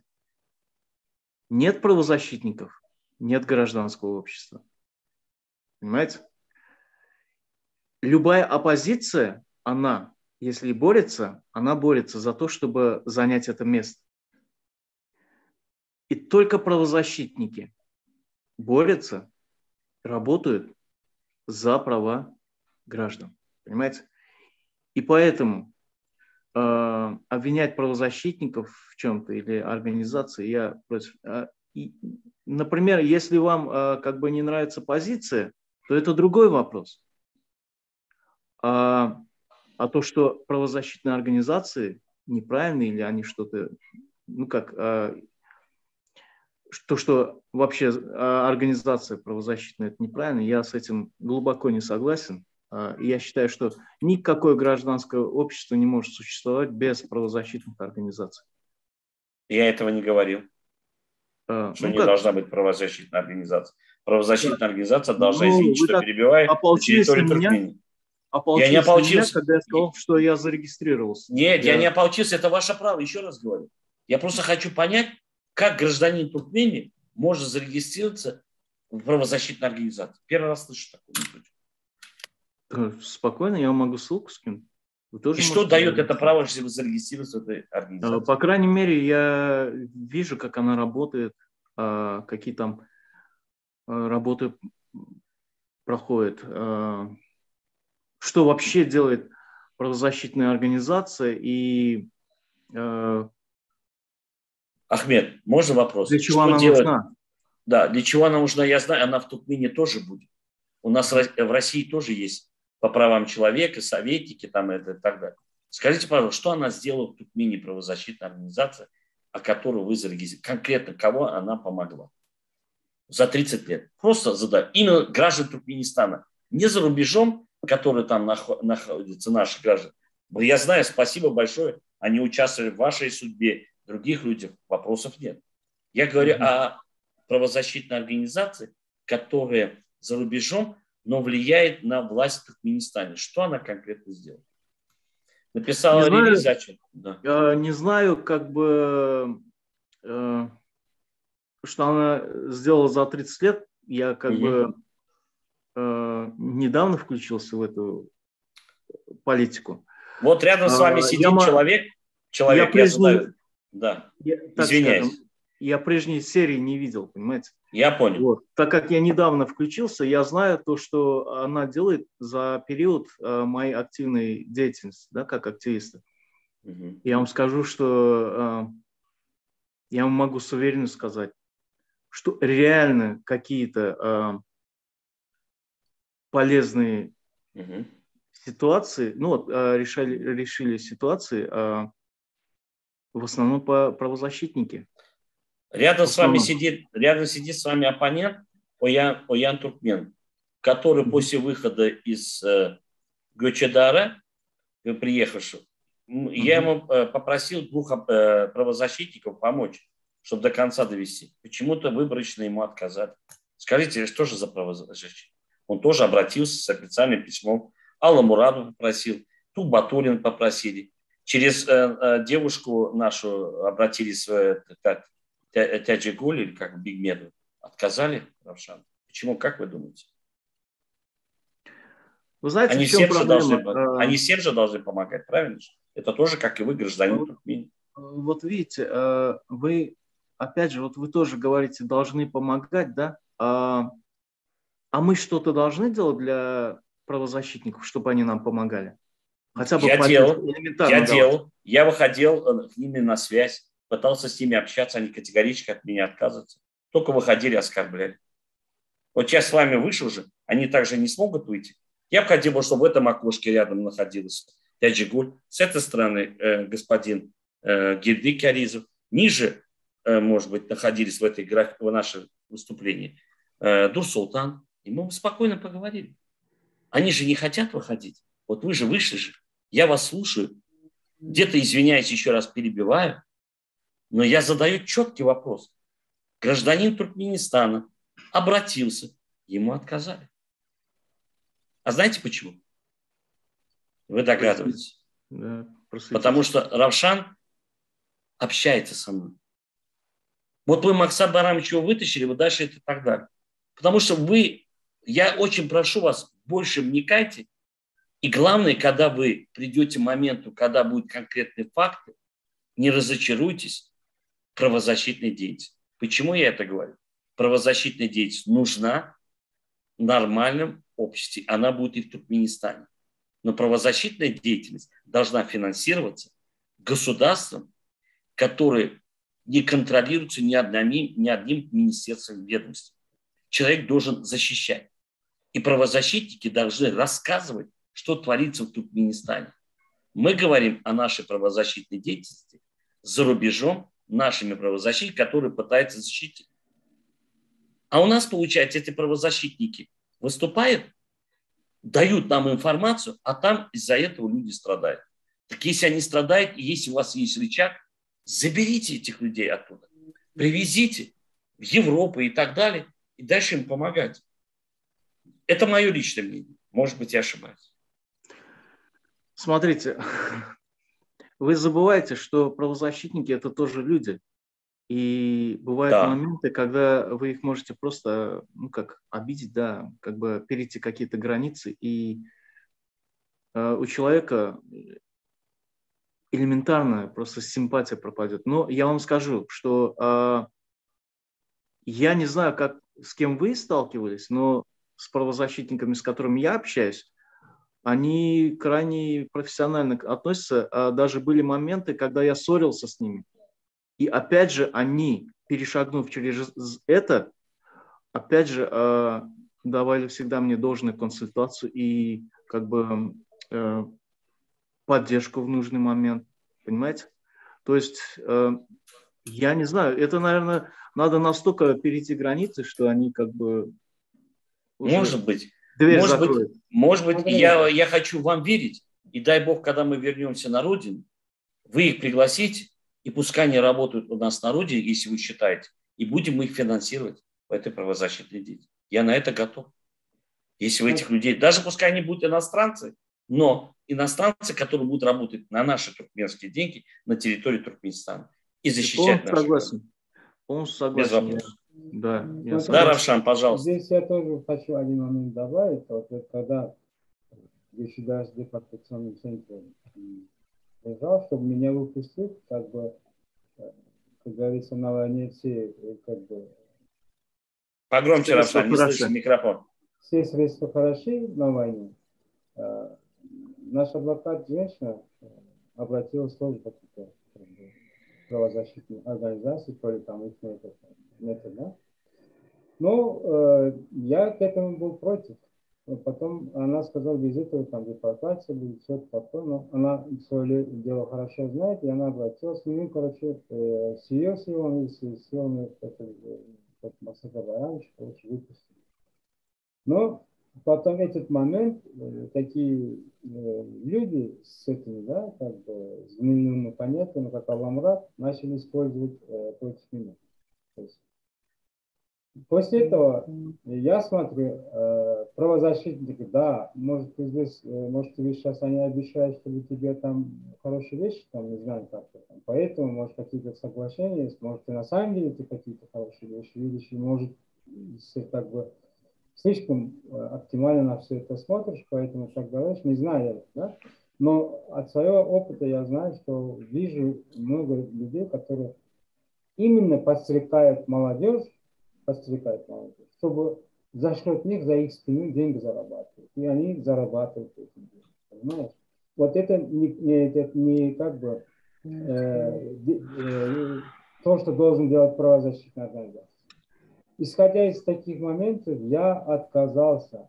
У меня сейчас никаким организациям нет политических прикрытий, пусть это услышит Аллах. Теперь у них играть над моей судьбой там, не получится, понимаете? Мне правозащитники не нужны. И тебе тоже не нужно. Просто наши правозащитники правозащитой не занимаются. Не знаю, по всему миру другие, там в России, там в Америке есть, нет, но наши именно занимаются тем, что подстрекают молодежь, подстрекают наш народ, чтобы за их спины зарабатывать деньги. Вот на это я против. А принципиально или теоретически там правозащитные действия, мне кажется, так, если правильно делать, оно должно быть и существовать. Все это я согласен с тобой. Но наши это не занимаются. Равшан, я с тобой не согласен. Равшан, я с тобой не согласен. Ну, как бы у тебя личная обида, видимо, ну, из-за твоей ситуации. Но я вижу совсем... у меня никакой обиды нет. Просто я уже знаю, что без правозащитных организаций я сам могу защищать свои права и намного лучше, намного прочнее могу защищать свои права. Поэтому они мне ни к чему не подались. Понимаешь? Тем более, хорошо. Деньги зарабатывать я им не позволю. Я тебе тогда несколько вопросов задам. Угу. Равшан. Вот ситуацию с Дурсултан. Вот, ну, давай вспомним, да, вот ее задержали, ну, там много кого задержали, всех отпустили, ее не хотели выпускать. Да, мы бились за нее, все, да, мы как бы протесты проводили там, все, да, челленджи. В итоге кто ее вытащил? Смотри, правозащитники? Не, правозащитники, они, смотри, правозащитники это одно, адвокаты это другое, понимаешь? Я тебя прошу, ты... Смотри, у Нурсултана есть политический статус конкретно? Нет. Его забрали в Европу? Нет. Понимаешь?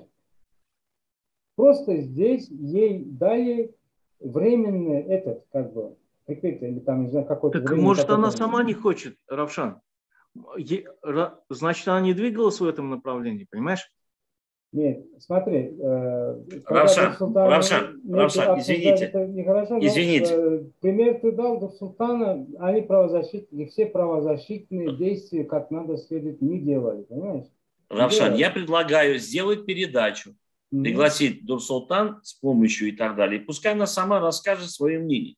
Это очень интересная тема правозащиты. Давайте мы эту тему не первый раз, и не последний раз. Давайте Камрат Кадырова тоже пригласим. Давайте, вопросов нет. Давайте. Потому что он тоже как бы участвовал в этом, да, как бы защите Нурсултана. Я к чему? Не оскорблять, а на примере Нурсултана понять, все-таки это правозащитная была роль или нет. И как ваши другие понимания, что такое правозащитная организация на территории Туркменистана, как мы видим в будущем, чтобы она работала. Не кого-то оскорблять, еще раз повторяю. Просто разобрать это конкретно. Я не хочу за спиной Нурсултана обсуждать это. Готовы прийти к нам на передачу те, кто люди помогали? Я готов пригласить Пономарева Виталия, если он готов выйти в эфир. Аджиголь пригласить. Давайте обсудим. Мы же все одно дело делаем. Почему? Потому что мы сейчас есть время научиться и видеть, какая роль правозащитных организаций внутри Туркменистана, а у нас очень сильно нарушаются права. Эту тему обсудим. Я возвращаюсь к главной теме. Что надо делать? Скажу свое мнение, вы скажите, и мы потихонечку будем закругляться. Чтобы долгий разговор, он интересный, но мы будем по темам заранее информировать и будем говорить. Сейчас главная задача, первая, для меня сейчас, чтобы Зарина Ахтямова не улетела в Ашхабад. Получит паспорта, ей там делать нечего, чтобы мы после этого обратно не занимались темой, давайте мы ее защитим, мы ее не должны не допустить, чтобы она туда не уехала. Это первое. Второе, если ее детям выдают паспорта, почему такое однобокое решение им дают? Всем надо добиться получения паспорта. Это два. И третье, мы хотим, чтобы открылись регулярные рейсы. Все. Хочу полететь, полечу. Нет, не полечу. Вот это мое предложение. Мы сейчас должны это все поднимать, все наши движения, и ДВТ Мурат Курбана, и все. Вы только должны об этом говорить. Не говоря о войне, не говоря о России и Украине, давайте мы будем говорить. Это мое личное решение. Пожалуйста. Насчет, по поводу Зарины Ахтямовой, я что хочу сказать. Я еще с ней не говорил, я смотрел ее эфир, этот обращение. Да. Я еще с ней не говорил, поэтому я просьба поговорить. Полностью в ситуации не ориентируюсь. Но что я хочу сказать. До этого момента все политические какие-то нарушения были на руках Бердымухамедова-старшего, Гурбангулы Бердымухамедова. Если Зарина Ахтямова решила, я не знаю, почему она решила ехать в Туркменистан в таком состоянии, в котором он сейчас. Я не знаю, может, есть какие-то причины, но если с ней что-то будет, это будет уже на руках Бердымухамедова-младшего, то есть Сердара Бердымухамедова. А сколько у нее детей? У нее, насколько я знаю, 2. И дети еще есть у нее дочка в Туркменистане, насколько я знаю. Может, я неправильно информирован? Зачем нам создавать проблемы, чтобы дети остались без... Она если попадет в тюрьму, И я так понимаю, нету гарантий. И правозащитники я не могу дать гарантию. Понимаете? Я поэтому лучше... Смотрите, Да. у нее все-таки там тоже есть ребенок в Туркменистане. Согласен. Может, из-за этого хочет. Я бы тоже, если бы, например, была такая ситуация, я бы тоже, если бы принял решение поехать, меня бы уже не отговорили. Понимаете? Я не знаю, надо с ней поговорить. Тогда можно вопрос такой. Зачем она об этом заявила в прямом эфире? Для чего? До свидания, давайте боритесь. Для меня это очень тяжело воспринимать.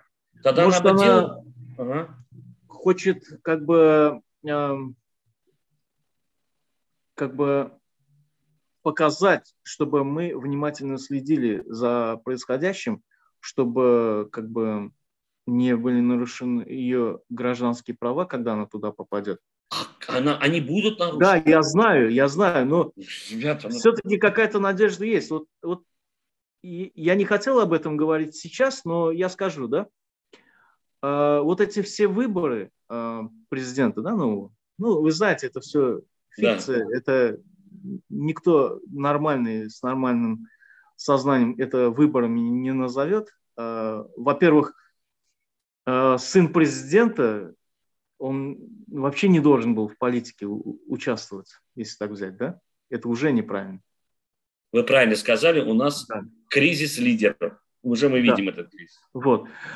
Как выборы проходят у нас, вы знаете, что это на самом деле... Это я тоже знаю, согласен. Да. Мысль главная. Но здесь просто я хочу какой вопрос затронуть. Может, Бердымухамедов понял, что лед тронулся, и ситуация меняется не в его пользу, и он решил себя прикрыть своим сыном, да, вот свои тылы, да, аккуратно говоря, так прилично говоря, своим сыном. И уже у Сердара Бердымухамедова есть все шансы как бы обезопасить свою семью, создав хоть какие-то благоприятные условия для существования граждан Туркменистана. То есть отец уже, вот все проблемы, которые были, это был его отец. То есть все ошибки были на нем. У него есть шанс не допускать таких ошибок и обезопасить даже своего отца и себя, и свою семью, и уже как бы перевести ситуацию в Туркменистане совсем в другой формат. Есть такой шанс. И когда Зарина Ахтямова попадет в Туркменистан, если она попадет под репрессии, все, он этот шанс потеряет.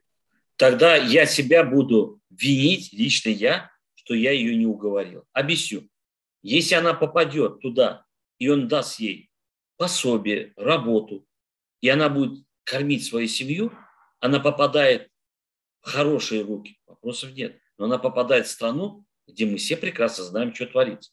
А я предлагаю, пускай Ахтямову приглашает из всех нас, а мы приедем с инвестициями и будем создавать рабочие места, чтобы этот работал еще.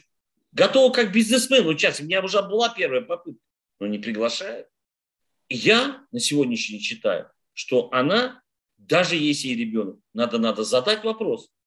Уважаемая правозащитная организация, как мне своего ребенка оттуда вытащить? Лучше ребенка сюда вытащить, чем она поедет, и тогда ее родители, отец больной, когда ее задержат детей, а кто будет за этими детьми смотреть? Понимаете? И наша сейчас задача не то, что, как говорится, уговаривать. Уговаривать не надо. Надо закрыть так, чтобы она не поехала. Почему? Жизнь одного человека, который попадет, мы знаем, что такое тюрьма, а у нее дети, и мы на сегодняшний день дети будут потом винить нас, почему вы нашу маму не остановили. Ни в коем случае нельзя делать. Нету нерешаемых проблем. Есть безинициативные люди. Мы должны показать сейчас вот ее выступление. Хорошо, что она еще выступила. А то бы мы этого не знали бы, втихаря бы. Мне на сегодняшний день она как будто прощалась со своей жизнью. Не надо этого делать. Надо обратиться к вам, другим, третьим. Мураду Курбанову, который поддержит. Мурад Курбанов, скажите, что я должна делать? Она выступает, ей никто... Вот я, честно говоря, мне очень тяжело сегодня стало услышать это. Нам надо все предпринять первую задачу, чтобы она не уехала. Вот это моя личная. Я буду сам 10, каждый будет 10. Буду с ней разговаривать, стараться, объяснять. А чтобы она попала в хорошую ситуацию, надо детей забрать и ехать в Россию. У нее есть полный шанс в упрощенном порядке получить гражданство и продолжать свою жизнь. Потому что она носитель русского языка. Вот и все. Мое личное мнение такое. Пожалуйста, если кто-то хочет сказать что-то еще. Вот вы сказали, Максат Байрамович, что делать в Туркменистане? Вы знаете, вот сейчас такая ситуация неясная, понимаете? Вот он продвинул своего сына вместо себя, да? То есть посадил. Ну как, не народ выбирал, ну он посадил, да? Ну мы знаем об этом. Да, он прикрыл себя, прикрыл свою семью. И на данный момент Сердар Бердымухамедов чист. Да, там какие-то изменения, которые он должен был сделать, он не делает пока, до сих пор. Да. Но за это вы его не можете осуждать вот прям под суд. Там. А я его не осуждаю. Это прямого нарушения нету, понимаете? А я его не осуждаю. Смотри, я предупреждаю. Всегда говорю. Секунду, дайте договорить. Можно? Да, пожалуйста. Я не перебиваю. Угу. И в данный момент, так, относительно он чист, понимаете? У него нет прямых репрессий против активистов или политических оппонентов, да? Против оппозиционеров. Нету. Прямых нарушений нету на данный момент. И вот сейчас как бы мы не можем что-то делать, и даже мы не знаем, что делать, потому что бороться против него, хоть он незаконно пришел к этому посту, мы не можем, потому что прямых нарушений не было. Да, он что-то не делает, но, опять же, это он может сделать или не может сделать, это уже другой вопрос. Можно отвечу? Стойте, он должен сделать, но то, что он медлит с этим, да, вот элементарные нормы, да, вот человеческие, гражданские, как бы соблюсти, он этого не делает, это другой вопрос. Это неправильно, но мы ему это говорим, он этого не делает. Это другой вопрос. Но таких прямых нарушений политических в виде репрессий, в виде чего-то другого, там, давления на оппозиционеров или каких-то политических деятелей до сих пор не было. Может, он ждет, пока приберет власть к рукам, потому что все равно, когда правитель меняется, а какое-то время нужно, чтобы к рукам прибрать. А может, он этого ждет, потом он покажет свое истинное лицо, но на данный момент нет такого прямого нарушения, за которое мы можем как бы уцепиться, понимаете? Но когда вот сейчас получается и они, и мы сидим, ждем, что будет дальше. И вот когда, если, я не знаю, мы будем отговаривать Ахтямову не ехать, я тоже сам лично ей тоже позвоню, я категорически против, но если она туда поедет, и мы все видим, как будет происходить ситуация дальше, и если на самом деле будет репрессия, пожалуйста. Вот и что мы будем делать, Азат? Извините. Ахмед, что мы будем делать? Обратно выступать в эфире и говорить, что он плохой? Он уже сделал в отношении моего брата. Мой брат собирается уехать из России. Он пошел, сдал документы на продление российского паспорта. В Туркменистане пришел для продления получения нового паспорта Туркменистана. Ему отказали. Нарушение прав. Это его власть. Это те люди уже, которые стали должностями. Он почему не делает? Равшан, я 2 минуты, извини. Потому что он прекрасно понимает, такая масса людей, которая должна приехать из Туркменистана, просто приехать, увидеть своих родственников, кто-то останется, рабочих мест нет. Он боится социального взрыва. И Российская Федерация боится социального взрыва, потому что она вывозит этих людей и начинает говорить: приезжайте, мы не хотим третьей Центральной Азии какой-то взрыв. Так он хотя бы паспорта бы выдал, не говоря о рейсе. И вы говорите, не нарушаются права туркменистанцев, которые сидят у нас в Сахарово? Уже почти что 80 человек, а по всей России может и больше. Вы говорите, что теперь я консерватор.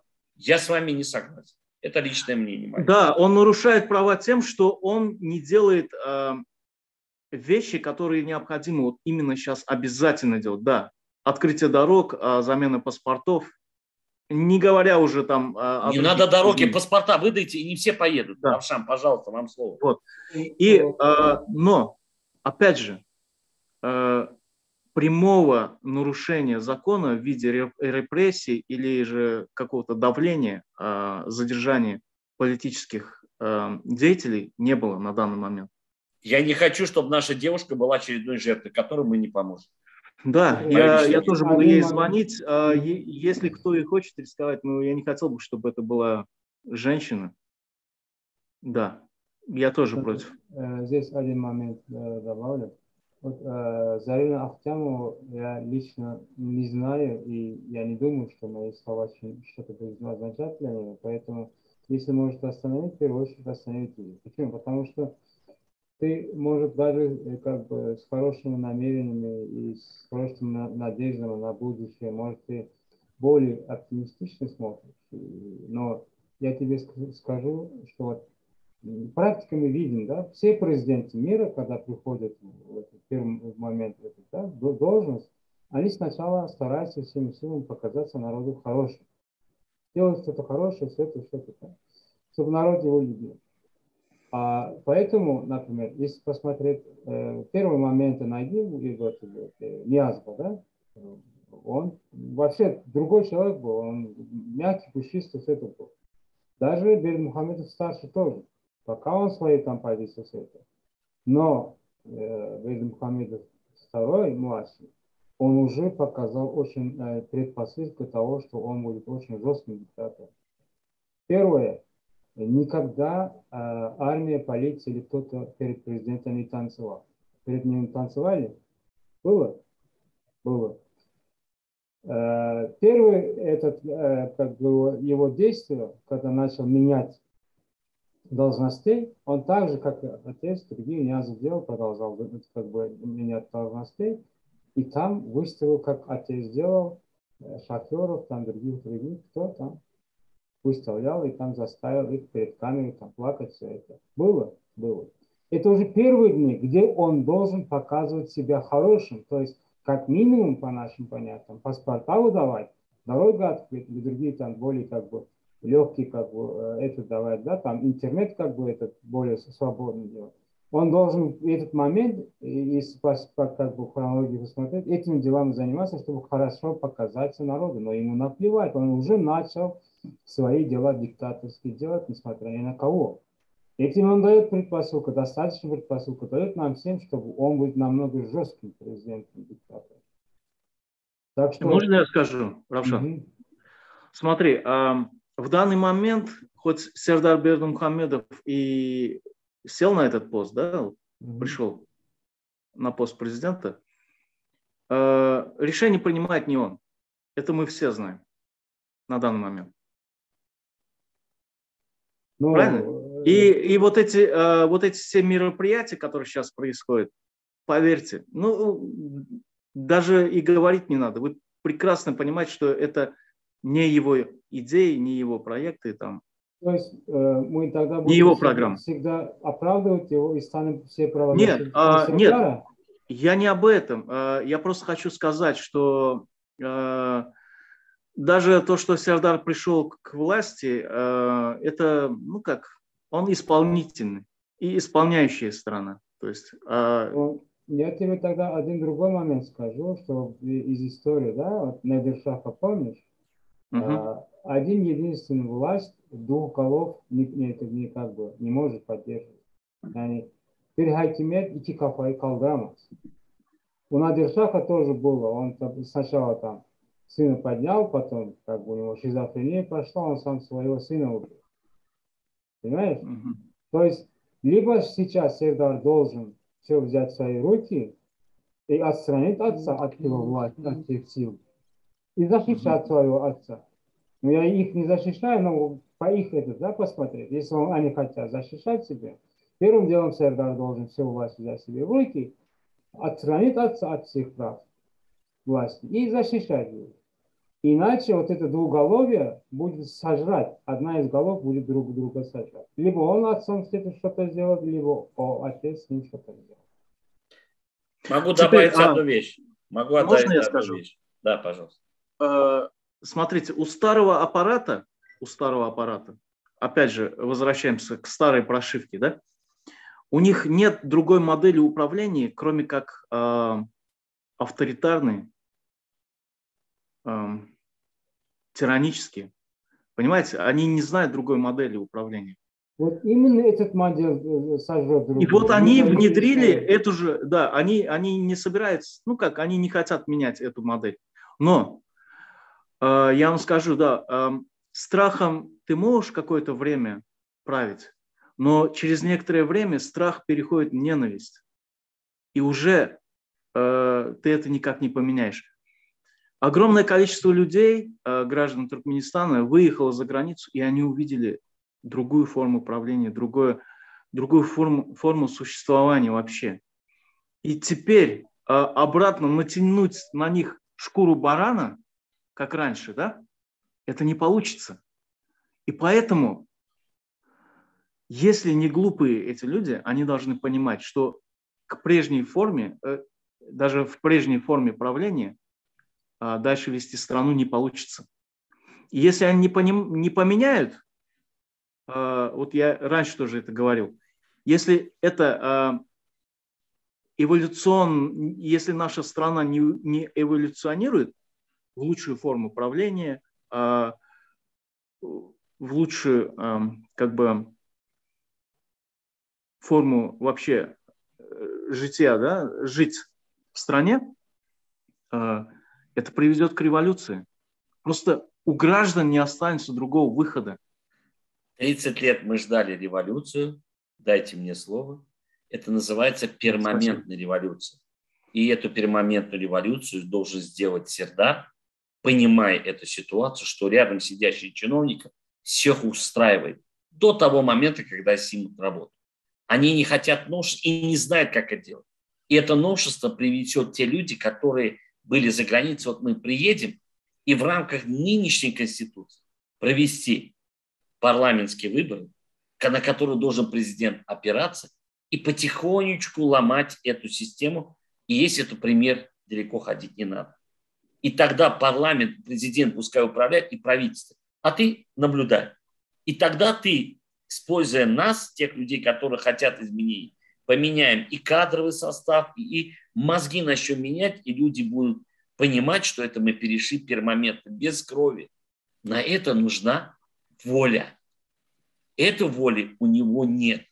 Если у него была бы эта воля, он давно бы сделал. Первый шаг – выдай паспорта, и ты тогда все протестное движение заткнется, никто не будет. Второй шаг – подготовь экономику, и потихонечку люди могут ездить туда и обратно. Он увидел, что там есть работа. Нет, он уехал, сегодня, как и Мурат Хадыров говорит, и Алламурат Рахимов говорит, уехал, заработал, отправляет деньги. Зачем? Значит, они не знают, как это делать, и боятся. Боятся потерять власть. А власть – это не самое главное. Главное, чтобы жить нормально, работать. Ведь я всегда говорю, мне надо просто ездить домой, увидеть могилу родителей и так далее. Я готов привести инвестиции со своими связями. Если такие связи есть у Мурада Курбанова, у других, пожалуйста. Но мы боимся потерять власть. Это самое плохое. Почему? Они думают, что мы, придя, их всех потом к стенке. Нет. Если он это сделает, он будет третьим президентом, который сумел это сделать, пошел на диалог. Ему за это будут памятники ставить. Без крови, да, Раша?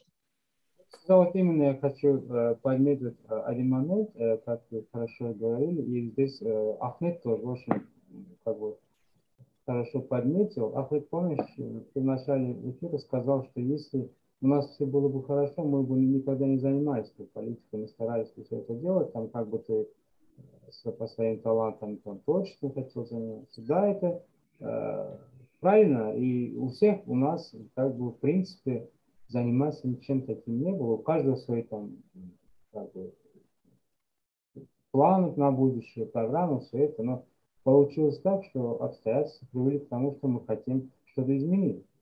Но, как вы здесь хорошо подметили, Максим Баранович, если вот этот как бы переход, плавный переход, как вы называете перманентным переходом, если Сердар сделает, и все права, которые у нас отняли, он будет давать, там паспорта, дороги, свободу, все это, тогда и народу будет полезно, и государству, и им, как мы говорим, у нас всех заткнет, и каждый по своей это будет заниматься. Почему? Потому что такой пример в Турции есть. Турция, когда им было трудно после этого, да, как бы Куртулуш Саваши, долго они, как бы, проблемы были у них. В 40-х, 50-х годах отправили гастарбайтеров, то есть рабочих этого, да, без никакого образования, Германии. А уже к 60-м, 70-м годам 10-15 лет работавшие люди уже начали вернуться к пенсии, все это. И в начале 80-го года начали создавать большие да, как бы, заводы, фабрики. С малого начинали во время ТГТ завода. А сейчас Турция уже в некоторых моментах, в некоторых технических как переводчик, там, сейчас я знаю, что может опережать даже европейскую технологию. Потому что они там научились и здесь как бы установили и развивали дальше. То есть, к чему я хочу говорить? Вот все люди, которые за границей работают, они не хотят, чтобы заниматься политикой. Они не мечтают всю жизнь заниматься политикой или что-то менять, что это. Но они вот за 10 лет, 15 лет, 20 лет, у них уже есть навык, они могут какой-то отрасль, какой-то ремесло, они очень хорошо знают. И когда они вернутся туда, откуда-то, и если давать им волю открывать бизнес, какой-то производственный бизнес, да, он через максимум 5, максимум 10 лет Туркменистан станет такой экономикой, как минимум Средней Азии, полностью зависимой от наших энергетических ресурсов. Понимаете?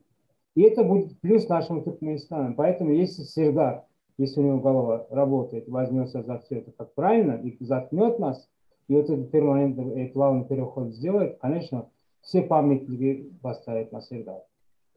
С этим я согласен с вами. И хочу одну вещь сказать, что во всей этой работе, которая должна быть рядом, должна молодежь, вы. А мы будем у вас советниками.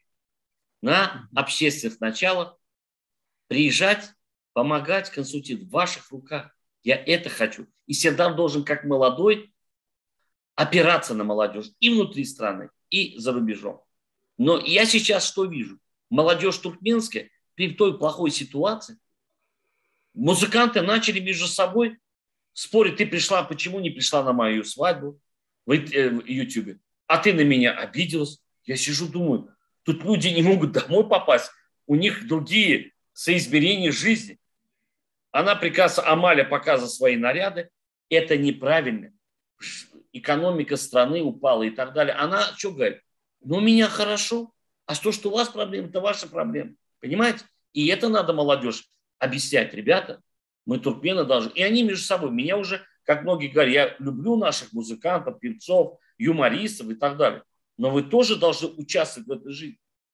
Понимаете? А они решили, та девушка не пришла к ней на свадьбу, я с ней берут интервью. Я говорю, это вообще мы деградация идем. Это лично мое мнение. А я надеюсь, они меня слышат. Поэтому спасибо большое за то, что вы меня пригласили. Спасибо, что вы, Ахмед, пришли. Спасибо, Равшану. Это у нас, я думаю, не первое. Хочу, как вы ДВТ начинали, надо взять нейтральную площадку, кто будет организатор. Пускай любой, кто хочет, приходит. Но мы говорить должны не о том, что вот надо это, надо, вот мы говорить должны предлагать и действовать. Пора уже время возвращаться на родину. И общими усилиями требовать. А та молодежь, которая в Турции не понимает нас, они тоже наши граждане. Вот когда мы придем туда, и мы, как умные, и они, пускай они не будут участвовать, мы будем создавать законы, когда они увидят, что это для блага мы делали, и наше протестное движение не просто так, для того, чтобы нам кого-то оскорбить. Мы хотим жить на своей родине и спокойно двигаться по всему миру. Главное, чтобы не было войны и кровопролития. Пожалуйста, 2 слова и заканчиваем. Каждый из вас.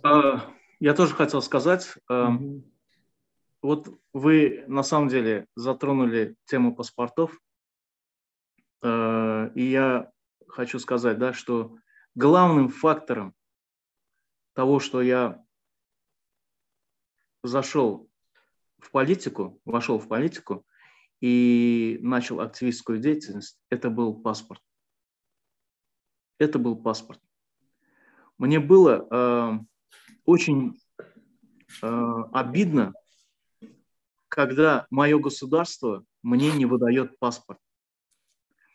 Когда я до этого официально работал со страховкой, все легально существовал, и в один момент меня этого лишили. И кто лишил? Мое государство, которое должно это мне обеспечивать.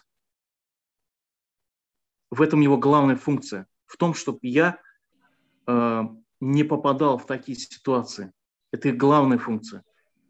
Они не то, что не заботились об этом, они меня этого лишили. Это был главный фактор. Было много, но это был главный фактор.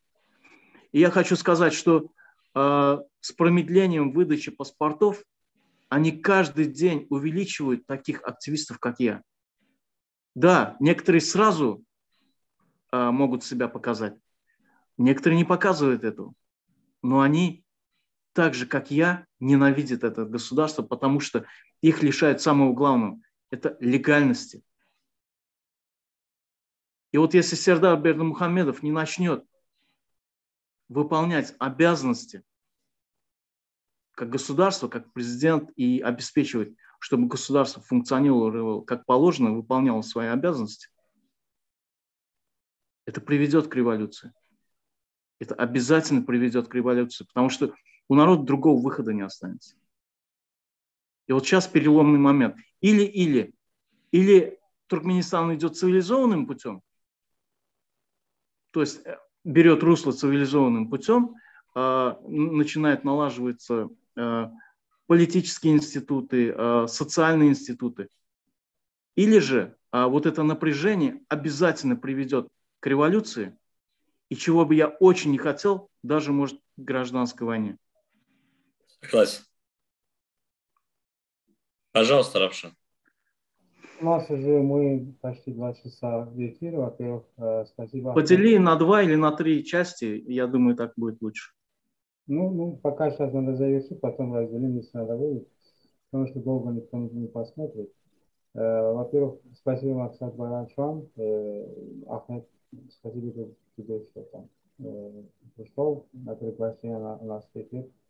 Как Максат Баранчуан говорит, у нас уже ничего не будет последний раз. Дальше вот была тема, сейчас коротко, если посмотреть, в комментах, как Амрат Хадыров тоже говорит, обязательно приду на передачу, если насчет правозащитников.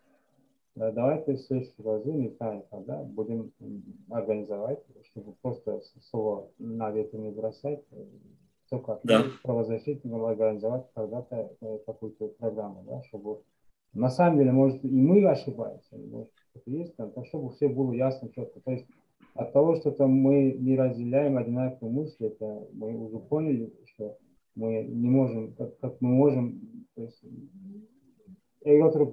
да, короче. Пусть, если этому они согласны, мы можем обсуждать, даже если они против нас.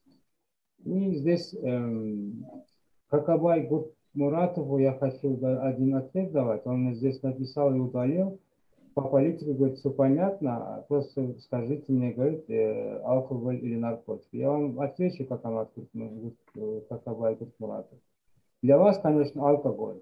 Но в таком подходе, если будете продолжать, скоро докатитесь до наркотиков. Но чтобы не докатиться до наркотиков, я вам предлагаю общаться с вашим хорошим другом, собутыльником, танкистом. И здесь есть, короче, комменты, есть вопросы. Один из вопросов, Иванов хочет задавать вопрос, и я не вижу его вопрос, он задавал или нет. Исма активно здесь участвовала. Говорит, халкы көмек етчек болса, күрсіні эйлемеден көмек edip билерди. Власть приберет рукам, потом поможет иметь yanlış. Etmedik, sana etmez diye. Gazdan peydalama kellesi işlemeyene dedim, yurdu dolandırmalı kellesi işler mi deyip nazar etti. Son yine bir nane, оппозиция hükümetin yanlışını göstermek için işler, kürsünü almak için der.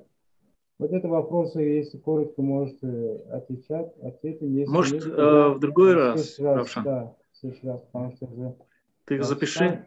Хорошо. Значит, я думаю, что, надеюсь, слова Ахмеда, и мы то, что услышит власть, и когда мы получим свои, ну, я покажу свой русский паспорт, да, я вот как вам здесь вот видно, не видно и так далее, да. Если ближе вот, к себе сделать, будет видно. Да, ближе ко мне, да, вот Да. русский паспорт, и чтобы это был туркменский паспорт, вы на всей груди. И тогда президент Сердар покажет свою открытость к нам, а мы покажем всем остальным, что наше протестное движение достигло успеха на первом этапе. Если Насчет мы паспортов, Да. паспортов, что я хочу сказать. Когда паспорт просрочится, и ты не можешь получить икамет, Да. и срывается эта процедура, Да. потом вернуть ее в нормальное положение, Невозможно. это очень сложно, иногда и невозможно. И вот это должны наши правительства, это должно понимать. Они подталкивают человека в такую пропасть, возврат с которой очень сложен. Согласен. И вот с каждым промедлением выдачи паспортов, даже один день, я уже не говорю месяц, несколько человек, может 100, может даже 1000 человек лишаются паспортов и лишаются этой возможности легально находиться. Турция. В России есть выход. А в России временное убежище и паспорт твой не нужен. И ты получаешь все это вплоть до гражданства. А в Турции нет. А основная масса в Турции, вы понимаете, вот в чем беспокойство. И те, которые поддерживают эту власть, которые о них тоже придет время, тогда они что будут делать? Еще раз всем хорошего вечера. Спасибо большое. Спасибо всем слушателям, кто задавал вопросы. Хочу извиниться, если кого-то я оскорбил, задел. Но у нас мнение, будем стараться выходить, не оскорблять. Спасибо Ахмеду, он нам сделал замечание. Будем стараться делать. И будем, давайте, следующий эфир подготовим именно по правозащите. Пригласим, кого может. Но мы должны быть готовы. Не просто так выйти, а конкретика, кто чего знает на себе, на прямом, по себе, по своему состоянию, как он чувствовал помощь правозащитной организации. Вот до того пригласить Бигмедову, Гердыки Аризову, если, конечно, придут. Я надеюсь. Я думаю, что найти общий язык для общей цели мы можем. Спасибо. Спасибо. Спасибо. До свидания. До свидания. До свидания. Все, мы вышли с эфира.